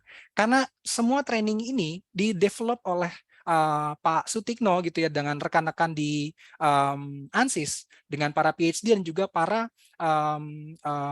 profesor gitu ya, seperti ada Profesor Rajesh dari Cornell University, ada Profesor Catherine gitu ya. Mereka bagaimana materi ini dapat diserap oleh siapapun, baik itu oleh dosen, baik itu oleh mahasiswa, baik itu oleh orang yang mungkin belum pernah belajar engineering simulation untuk dapat mengikuti dari pelajaran yang manapun. Tapi kami di sini ingin membuat satu buah track yang memang ingin mendapatkan output yang jauh lebih jelas dan menjadi pembeda untuk rekan-rekan semua. Sehingga di sini tidak hanya cukup dari learning track saja, tapi juga berakhir pada sebuah mini project rekan-rekan. Jadi development-nya tidak hanya sekedar fondasi dari engagement kalian atau kolaborasi kalian dengan materi dan juga video lecturer-nya dan handout, tapi juga ada pengaplikasian terhadap sebuah mini project yang mungkin kalian bisa usulkan atau berdasarkan dari ANSYS usulkan. Kita akan langsung bahas end-to-end prosesnya, sudah 7 menit. Yang pertama itu dari offering-nya dulu, rekan-rekan akan melalui tahapannya seperti apa. Rekan-rekan akan mendaftar dahulu melalui web kampus Merdeka. Tidak jarang mahasiswa ataupun rekan-rekan semua bertanya, bisa nggak mendaftar tidak lewat kampus Merdeka? Untuk program ini harus lewat kampus Merdeka. Untuk program yang lain silakan tanya ke saya. Nah, untuk program yang ini yang membedakan ada mini project tadi dan juga ada pendampingan dari mentor. Gitu ya. Jadi rekan-rekan bisa langsung searching saja di kampus Merdeka di studi independen, lalu rekan-rekan bisa searching CADFEM atau searching ANSYS, akan keluar dua activities antara CFD dan juga FEA. Setelah kalian mendaftar dan mengupload SR atau surat rekomendasi dan SPTJM, rekan-rekan akan langsung masuk ke dalam enrollment atau langsung masuk ke dalam space atau masuk ke dalam platform yang sudah kami sediakan Jadi bernama ANSYS CADFM Kampus Merdeka Belajar. Di sana rekan-rekan akan sudah diperlihatkan untuk bagaimana cara kerjanya, rekan-rekan bisa baca, fasilitasnya sudah dan loginnya pun sudah disediakan. Kalau rekan-rekan masih tetap ingin download, silakan download free student software. Setelah kalian bisa masuk ke sini gitu ya, setelah kami register gitu ya, jadi data-data kalian akan kami register, kalian akan langsung masuk ke dalam activities-nya kalian. Semua sudah tersimpan dengan rapi. Kalau bahasanya secara umum ada learning management system di dalamnya. Tidak hanya sekedar satu buah video seperti yang kalian lihat-lihat di YouTube. Kalian lagi ingin cari tahu gimana cara mencari stres, kemudian kalian cari di YouTube, oh ternyata kayak gini caranya. Tidak seperti itu. Kami lebih advance lagi, lebih expert lagi, namun membahas hal-hal yang lebih prinsipil dan juga lebih dasar untuk rekan-rekan mempunyai fondasi yang sangat baik dalam memahami apa itu engineering simulations, khususnya di activities yang kalian ikuti. Ada finite element dan juga ada computational fluid dynamics. Jadi ada tadi ya, ada FEA dan juga ada CFD. Dan rekan-rekan bisa lihat bahwa di setiap courses akan ada tahapan-tahapan yang perlu kalian ikuti dari theoretical, dari video konsep, dari lectural video, hingga ke handout, rekan-rekan akan dapatkan dalam platform tersebut, dan juga hingga ada simulation example, hingga ada homework, serta ditutup dengan quiz. Jadi setiap courses itu kalian akan ada persentase yang dapat dilihat oleh para mentor. Setiap progres kalian tiap minggunya akan selalu dipantau oleh mentor, dan kapanpun rekan-rekan bisa bertanya pada mentor untuk melalui proses konsultasi. Atau rekan-rekan jika ingin melatih sedikit skill komunikasi, rekan-rekan bisa masuk ke forum yang disediakan oleh ANSYS Learning Forum, kemudian bertanya dan akan dijawab oleh para ANSYS expert atau technical expert yang dari ANSYS ataupun dari seluruh user yang ada di dunia. Sehingga rekan-rekan juga dapat mengekspresikan bagaimana kesulitan kalian dalam tampilan berupa tekstual. Karena itu juga kemampuan yang perlu rekan-rekan asah. Ketika rekan-rekan punya ide atau punya kesulitan, namun rekan-rekan tidak bisa mengutarakannya, itu juga menjadi hal-hal yang cukup sulit ya, dan harus diasah sejak dini. Oke, saya stop sharing dulu. Mohon tidak perlu ada whiteboard. Oke ya, saya lanjutkan kembali. Jadi semua prosesnya akan terlihat dan juga rekan-rekan bisa lihat semua prosesnya gitu ya. Jadi perlahan ikuti saja, semua ada yang memiliki subtitle bahasa Indonesia, walaupun ada yang tidak, namun bahasa Inggrisnya sangat mudah dimengerti dan memang tidak cepat untuk dalam flow explanations-nya. Lalu, ketika kalian masuk ke dalam homeworks atau simulation example, rekan-rekan akan masuk ke dalam virtual machine di Azure Lab Service. Jadi rekan-rekan tidak perlu membuka atau menginstal, rekan-rekan cukup mengakses via browser, rekan-rekan tinggal membuka ANSYS di dalam browser tersebut. Sehingga yang akan bekerja bukan hardware specification kalian atau spesifikasi PC kalian, tapi internet connections. Yang dibutuhkan hanya laptop atau PC dan internet connection. Dan yang paling penting menurut saya, yang paling dibutuhkan itu adalah kemauan dan juga keinginan kalian untuk memahami dan juga mendapatkan luaran yang memang sesuai dengan yang kami inginkan, yaitu siap bertaji gitu ya, atau menjadi SDM unggul di industri 4.0. Kemudian jika rekan-rekan ada pertanyaan, tadi sudah saya bilang bahwa MSIB mewajibkan ada satu mentor untuk mendampingi 25 mahasiswa. Jadi walaupun ada kuota kami ada 500 mahasiswa rekan-rekan, jadi ada yang masih masuk waiting list. Jadi ketika kami sudah informasikan kalian diterima, namun ternyata kalian tidak menerima offering di dalam web kampus Merdeka, itu karena rekan-rekan masuk dalam waiting list, dan biasanya saya informasikan kalau rekan-rekan sedang masuk dalam waiting list. Coba dicek saja di emailnya kembali, atau bisa langsung kontak saya atau admin saya ya, yang saya sertakan juga nomor kontaknya. Gitu ya. Jadi di sini kita sediakan sebenarnya ada 40 mentors, tapi nanti jika memang dalam aplikasinya benar-benar cukup 125, itu 20 mentor sangat cukup. Namun kami juga sediakan forum yang memang akan ada disupport juga oleh para engineers atau expert dari CADFM, ANSYS ataupun dari Indonesian Partner. Kami juga sudah bekerja sama untuk mendevelop Center of Excellence supaya rekan-rekan ada tempat bertanya. Gitu ya. Saya coba lanjutkan. Learning forumnya saya coba skip saja. Jadi setelah rekan-rekan enroll tadi ya, menjalankan proses, sebelum kalian selesai gitu ya, ada yang namanya final group. Jadi rekan-rekan tidak melakukan pelatihan saja di sini, tapi ada yang namanya grouping untuk membuat mini project, ataupun rekan-rekan ingin individual. Namun kami lebih merekomendasikan kalian akan membuat grup. Teknisnya seperti apa kita akan jelaskan pada saat di onboarding nanti. Contohnya seperti ini rekan-rekan. Jadi rekan-rekan akan mendapatkan gambaran atau courses-courses yang sudah kita siapkan untuk terkait masalah mini project atau applications yang kalian pelajari terkait FEA atau CFD. Namun, sebagai mahasiswa, kami berharap kalian punya ide atau punya initial project ideas gitu ya untuk diutarakan atau didiskusikan beserta semua mentor dan juga semua peserta, untuk akhirnya kita akan menominasikan 2-3 project. Sehingga kita akan dapatkan 6 project yang bisa rekan-rekan pilih untuk rekan-rekan kerjakan sebagai bahasa sederhananya mini project. Kalau bahasa di kampus mungkin TA gitu ya, tugas akhir. Jadi kami ingin memenuhi 900 jam dan berharap luarannya kalian mendapatkan applicable output yang benar-benar disarankan atau direncanakan oleh kami gitu ya. Sebagai contoh di sini ada contoh untuk analisis aerodynamics di Formula SAE. Jadi kalau rekan-rekan yang pernah mengikuti kompetisi ini, saya yakin seperti ITB, ITS, saya pernah yakin rekan-rekan di sana sudah mengikuti Formula SAE. Jadi di sini kita akan menganalisis memang benda yang ada real di lapangan dan memang dekat dengan kita gitu. Sehingga rekan-rekan akan mengalami engagement ataupun penangkapan gitu ya, atau absorption yang lebih baik dibandingkan hanya sekedar melakukan studi biasa.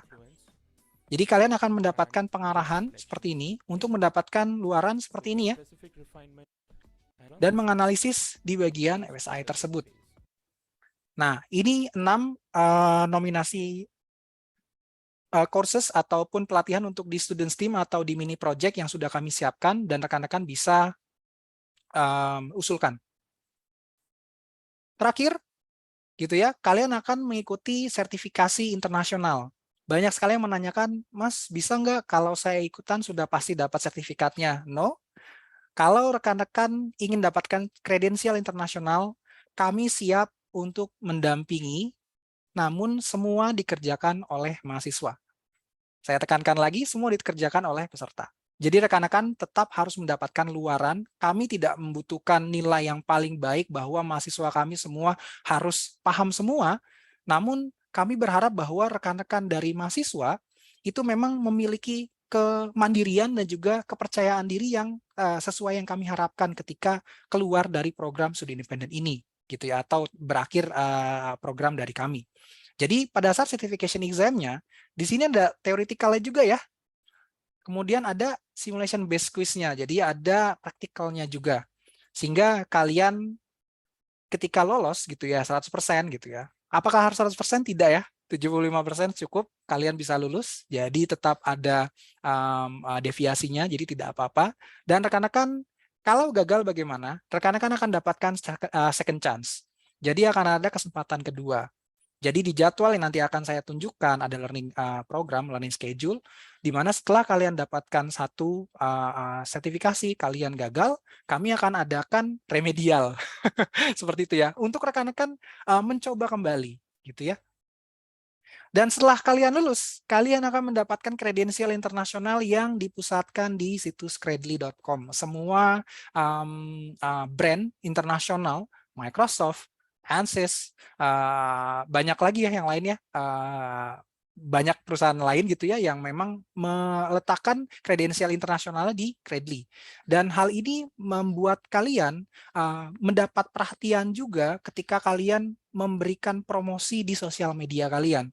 Dan yang akan memperhatikan tidak hanya sekedar dunia lokal saja atau di dunia di sekitaran kalian atau di Indonesia, tapi juga di dunia internasional. Secara perusahaan-perusahaan yang di luar negeri juga akan bisa melihat kalian. Disinilah yang kami sebut kredensial internasional.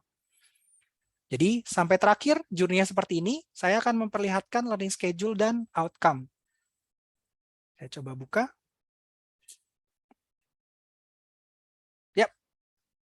Kami sudah siapkan kegiatan kalian per minggu dan bagaimana prosesnya. Banyak sekali yang menanyakan apakah pagi, siang, atau sore. Setiap program yang kami develop itu bersifat mandiri atau self-paced.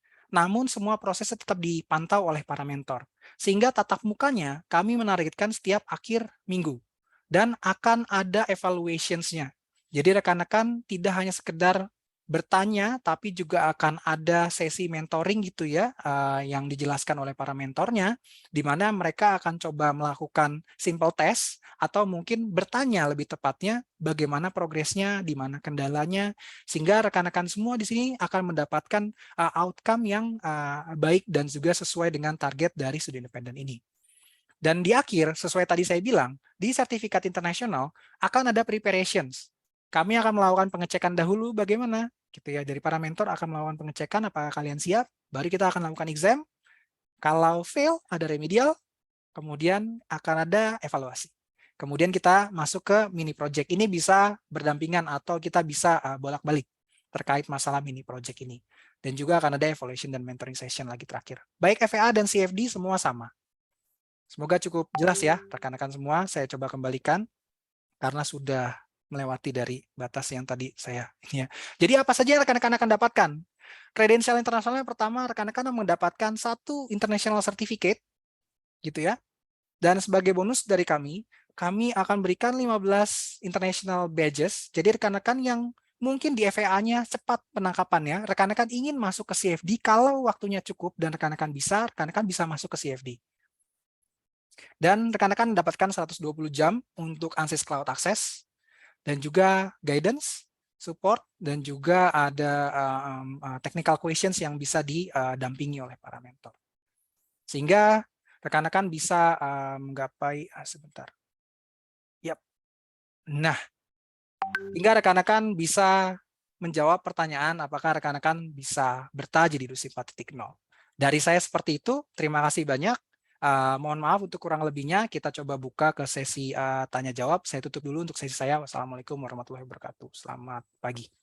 Yap. Oke, rekan-rekan semua, semoga cukup jelas ya. Banyak sekali yang raise hand. Saya mohon izin bertanya dulu nih sama Mas Deka. Mas Deka, mohon maaf sekali sudah 40 menit mundur waktunya. Mas Deka masih ada waktu. Terima kasih Mas Deka.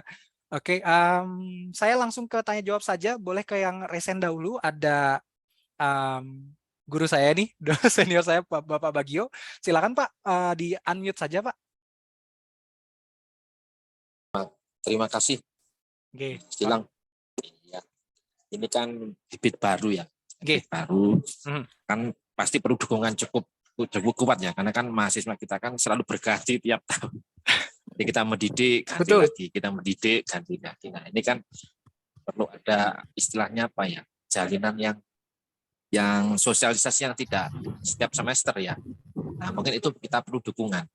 Mungkin misalkan mahasiswa baru, di situ ada kegiatan apa istilahnya di kita kan LDK ya. Nah itu diselipkan sedikit-sedikit terkait simulation ya. Nah itu jadi maunya saya mulai dini ya, mulai dini itu sudah kita kenalkan. Nah mungkin mohon bantuannya gitu ya. Siap Pak, siap. Saya terima kasih. siap ke UHT kapanpun.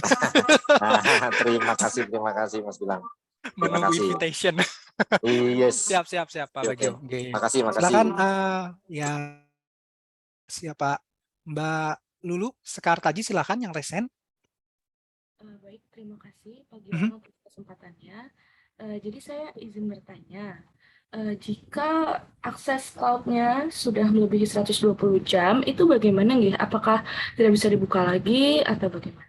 Terima kasih. Siap. 120 jam itu sudah jauh lebih dari cukup rekan-rekan semua. Karena dari awal rekan-rekan tidak membutuhkan ANSYS. Untuk di awal-awal training, rekan-rekan tidak langsung masuk ke aplikasi ANSYS. Rekan-rekan akan masuk ke dalam theoretical, apa itu fluida, apa itu finite element, apa itu stress, dimulai dari sana. Tidak akan langsung masuk ke dalam ANSYS-nya. Jadi rekan-rekan perlu pemahaman dulu bagaimana melakukan setup, bagaimana melakukan pemahaman bahwa itu bisa kita jadikan parameter. Gitu ya. Jadi rekan-rekan perlu pastikan dahulu bahwa rekan-rekan paham baru masuk ke simulation example. Jadi makanya di setiap learning schedule yang kami buat, week 1 itu pasti theoretical, week 2 practical. Week 1 theoretical, week 2 practical. Selalu seperti itu. Jadi week pertama rekan-rekan dalam 1 minggu itu rekan-rekan akan mempelajari teorinya dulu, kemudian akan dikonsolidasikan atau ada mentoring session, kemudian baru di minggu selanjutnya rekan-rekan bisa masuk atau mencoba mengakses ke programnya. Dan so far setelah kami coba, jadi program ini bukan yang pertama kami lakukan. Di 2021 kami mengeluarkan yang namanya Kartu Inovasi Indonesia, dan kami merekrut 600 mahasiswa untuk mencoba langsung program kami, dan feedbacknya sangat baik gitu ya. Ada beberapa dosen juga yang ikutan.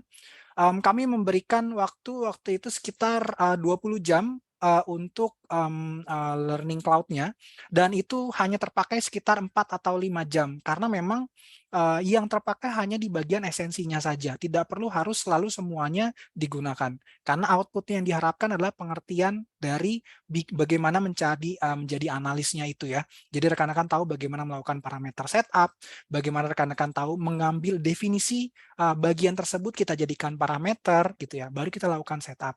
Jadi tidak banyak membahas bagaimana UI-nya ANSYS gitu ya, tidak terlalu banyak ke sana, tapi bagaimana rekan-rekan mengimplementasikan kasus-kasus yang ada di lapangan atau yang ada di kehidupan nyata.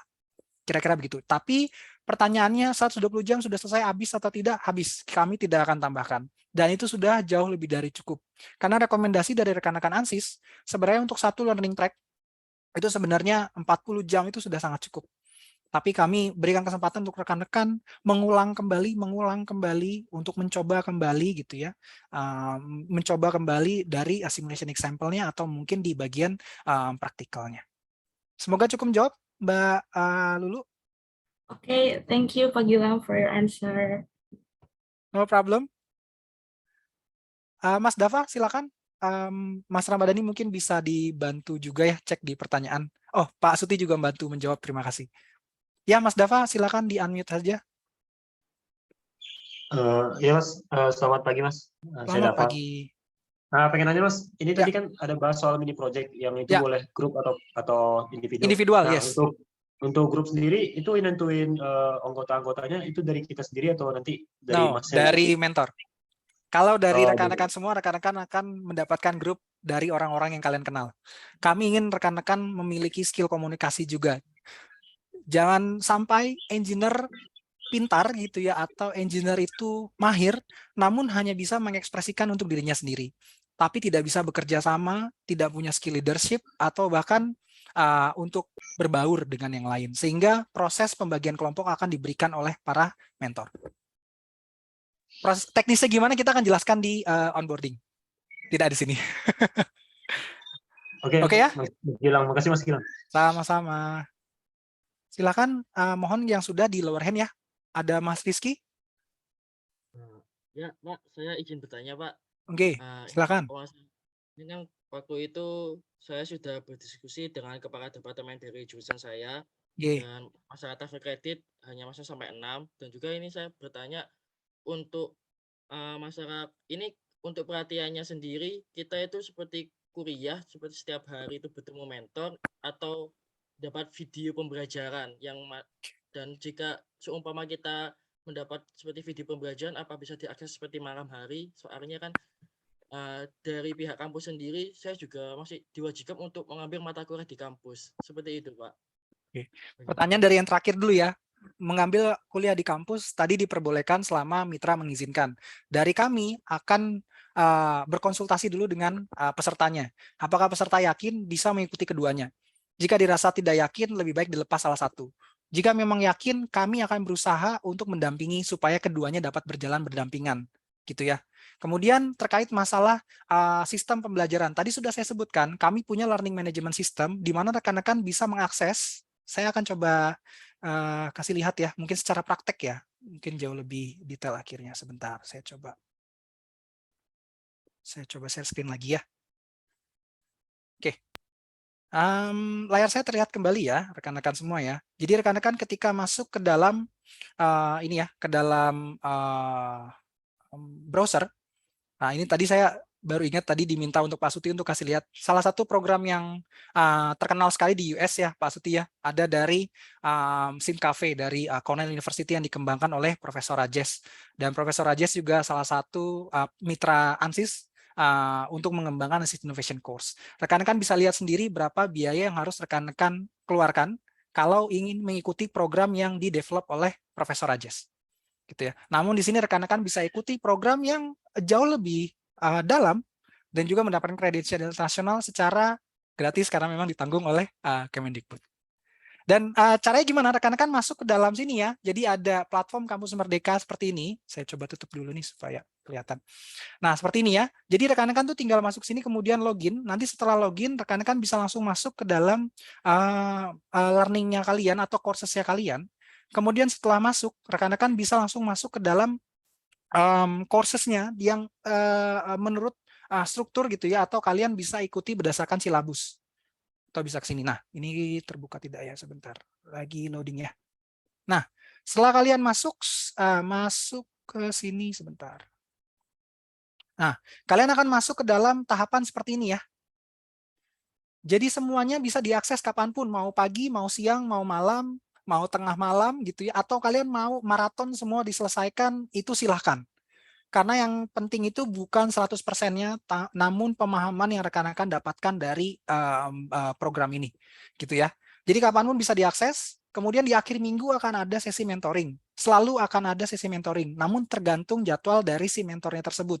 Jadi rekan-rekan akan dibagi per 25 orang gitu ya, masing-masing kelompok dengan masing-masing mentornya untuk menjadwalkan kapan sesi mentornya, gitu ya, untuk menyesuaikan jadwalnya. Dan perlu rekan-rekan lihat di sini tidak hanya sekedar satu buah video, tapi juga ada handout gitu ya, ada handout dan bisa di-download. Rekan-rekan bisa klik ada save download PDF file gitu ya. Rekan-rekan bisa next. Kemudian rekan-rekan bisa masuk ke simulation example dan selanjutnya. Gitu ya. Semoga jelas. Oh, iya Pak, baik Pak. Jadi Yap. ini hanya 1 seminggu sekali kita bertemu dengan mentor ya Pak. Oke. Kecuali di bulan-bulan terakhir, di mini project itu kita akan lebih sering bertemu dengan mentor. Mini project dan juga international certifications. Yes. Oh ya, ini juga apakah kita ada kesempatan, ini kan juga dari Kadep juga ada saran kalau bisa di studi independen ini kita buat TA juga Pak. Apakah diperbolehkan? Kalau buat TA itu nanti jadi pembahasannya cukup panjang. Boleh saja jika memang dirasa oleh mentor pengerjaannya tidak terlalu lama karena kami juga harus mengakomodir rekan-rekan yang lain. Sehingga sesuai kesepakatan tadi ada nominasi dari final project atau mini project yang bisa dikerjakan. Namun terkait konsultasi silakan saja jika memang mentornya sempat dan juga bisa diajak diskusi silakan saja. Namun itu tidak menjadi dasar kami untuk memberikan penilaian. Gitu ya. Ini pertanyaan terakhir Pak. Oke. Kan ini kan mentornya kan waktu sebelumnya kan kita dijemput dari berbagai negara.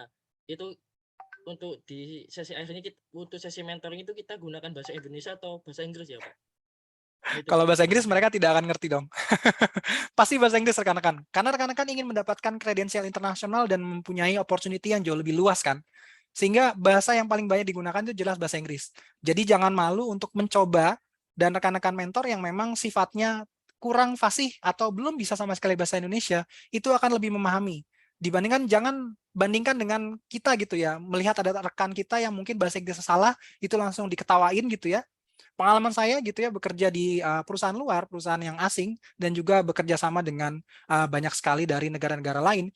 Ketika saya menyampaikan sebut saja tensisnya salah, itu tidak akan dibilang, no, you have to use this. No, never. Mereka tidak akan pernah menyampaikan hal tersebut. Jadi, gali kemandirian kalian dan juga kepercayaan diri kalian untuk mengekspresikan dan juga melatih skill bahasa Inggris kalian. Karena ini bukan tentang pelatihan bahasa Inggris, tapi ini pelatihan engineering simulations. Jadi tidak perlu malu terkait masalah bahasa. Semoga cukup menjawab ya, rekan-rekan. Sama-sama. Yang lain ya, terakhir Mas Reza. Ini saya lewat janji nih dari Mas Deka ini. Dan juga Pak Suti nih. Mas Reza silakan, ada pertanyaan? Kalau tidak saya cukupkan ya. Oke, sepertinya yang di chat juga sambil dibantu jawab ya oleh Pak Sutikno ya. Jika memang rekan-rekan yang sudah diterima oleh program kami, pastikan sudah menerima email. Jika belum, bisa kontak saya atau kontak admin kami ya. Karena juga ada Mas Ramadhani juga yang membantu kami. Jadi rekan-rekan bisa tetap bertanya dan juga jangan berhenti saja atau diam saja jika memang masih ada pertanyaan. Dari saya cukup ya, dari kita semua. Semoga tidak ada kebingungan lagi dari rekan-rekan semua. Oke, terakhir mungkin ada tambahan dulu dari Mas Deka atau mungkin dari Pak Sukti. Mungkin ada tambahan sebelum kami konklusi atau kami tutup.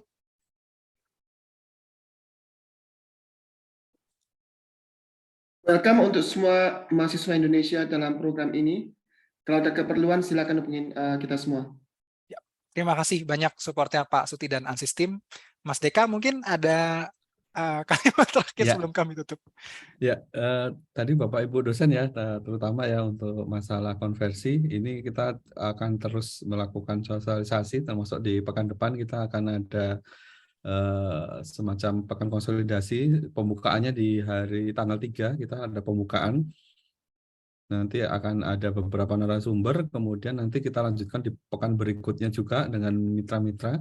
Itu jadi akan ada rangkaian terus acara ini untuk mensosialisasikan program Kampus Merdeka ini.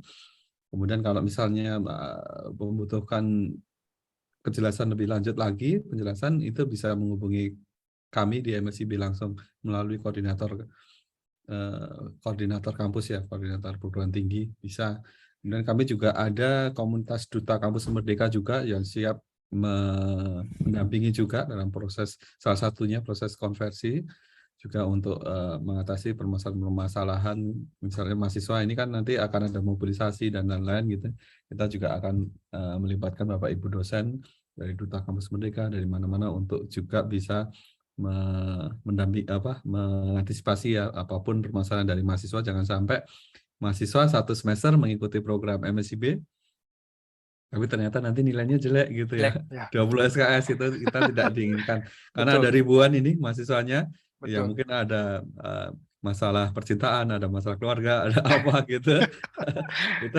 Kami berusaha untuk mendeteksi sedini mungkin sebelum bertambah runyam ya, supaya nanti kita bisa segera menindaklanjuti dan jangan sampai itu mengganggu program atau capaian pendidikan dari mahasiswa ini. Minta mohon bantuannya, bisa langsung menghubungi saya nanti seperti itu. Ya.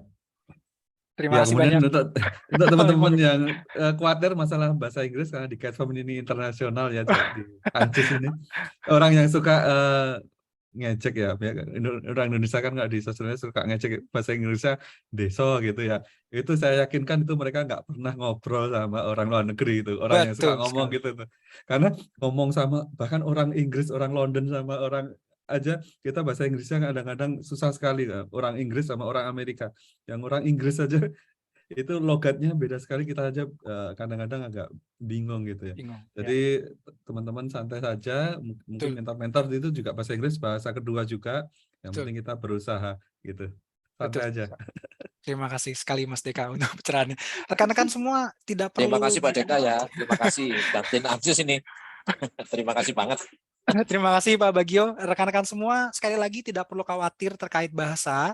Jika rekan-rekan semua akan terpusat di saya, jadi rekan-rekan jika ingin ada pertanyaan atau ada kesulitan dalam hal komunikasi, bisa langsung hubungi saya saja. Dan juga karena kita punya grup, jangan malu untuk bertanya rekan-rekan semua. Jadi pastikan rekan-rekan semua mendapatkan informasi yang benar dan juga sesuai dengan jawaban yang rekan-rekan butuhkan. Terakhir, sebelum saya tutup, terakhir sekali ini, pendaftaran masih dibuka, kami masih ada slot walaupun memang ada aktivitas kami yang sudah penuh, namun di FEA itu masih ada slot gitu ya. Jadi rekan-rekan silakan daftar kembali gitu ya. Jadi pendaftaran masih bisa sampai besok hari ya Mas Deka, sampai tanggal 31 Juli.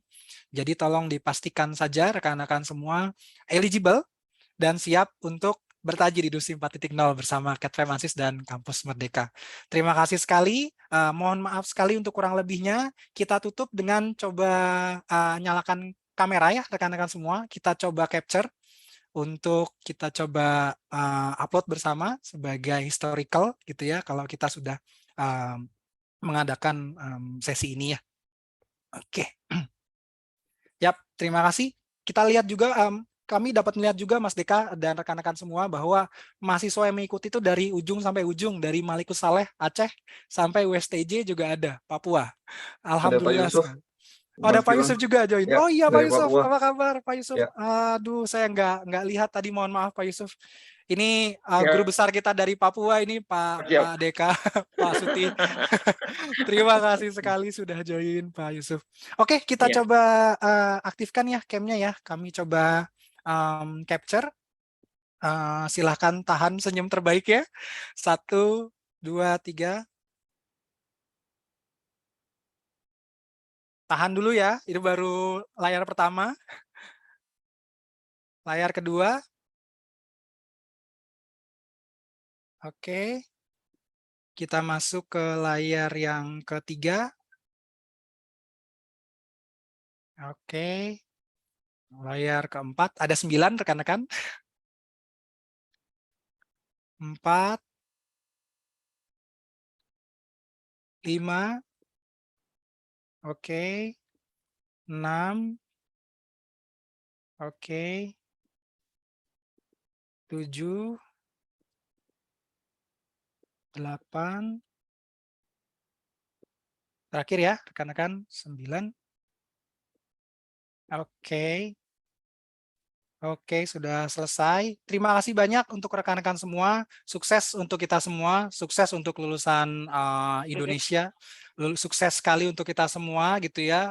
Semoga kita sama-sama bisa bertaji di Industri 4.0. Saya tutup. Selamat pagi, selamat siang. Wassalamualaikum warahmatullahi wabarakatuh. Waalaikumsalam. Terima kasih. Salam sehat semua. Terima kasih.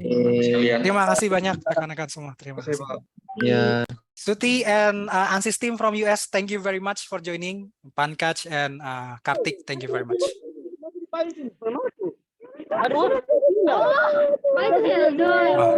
suaranya sudah bermacam-macam ya.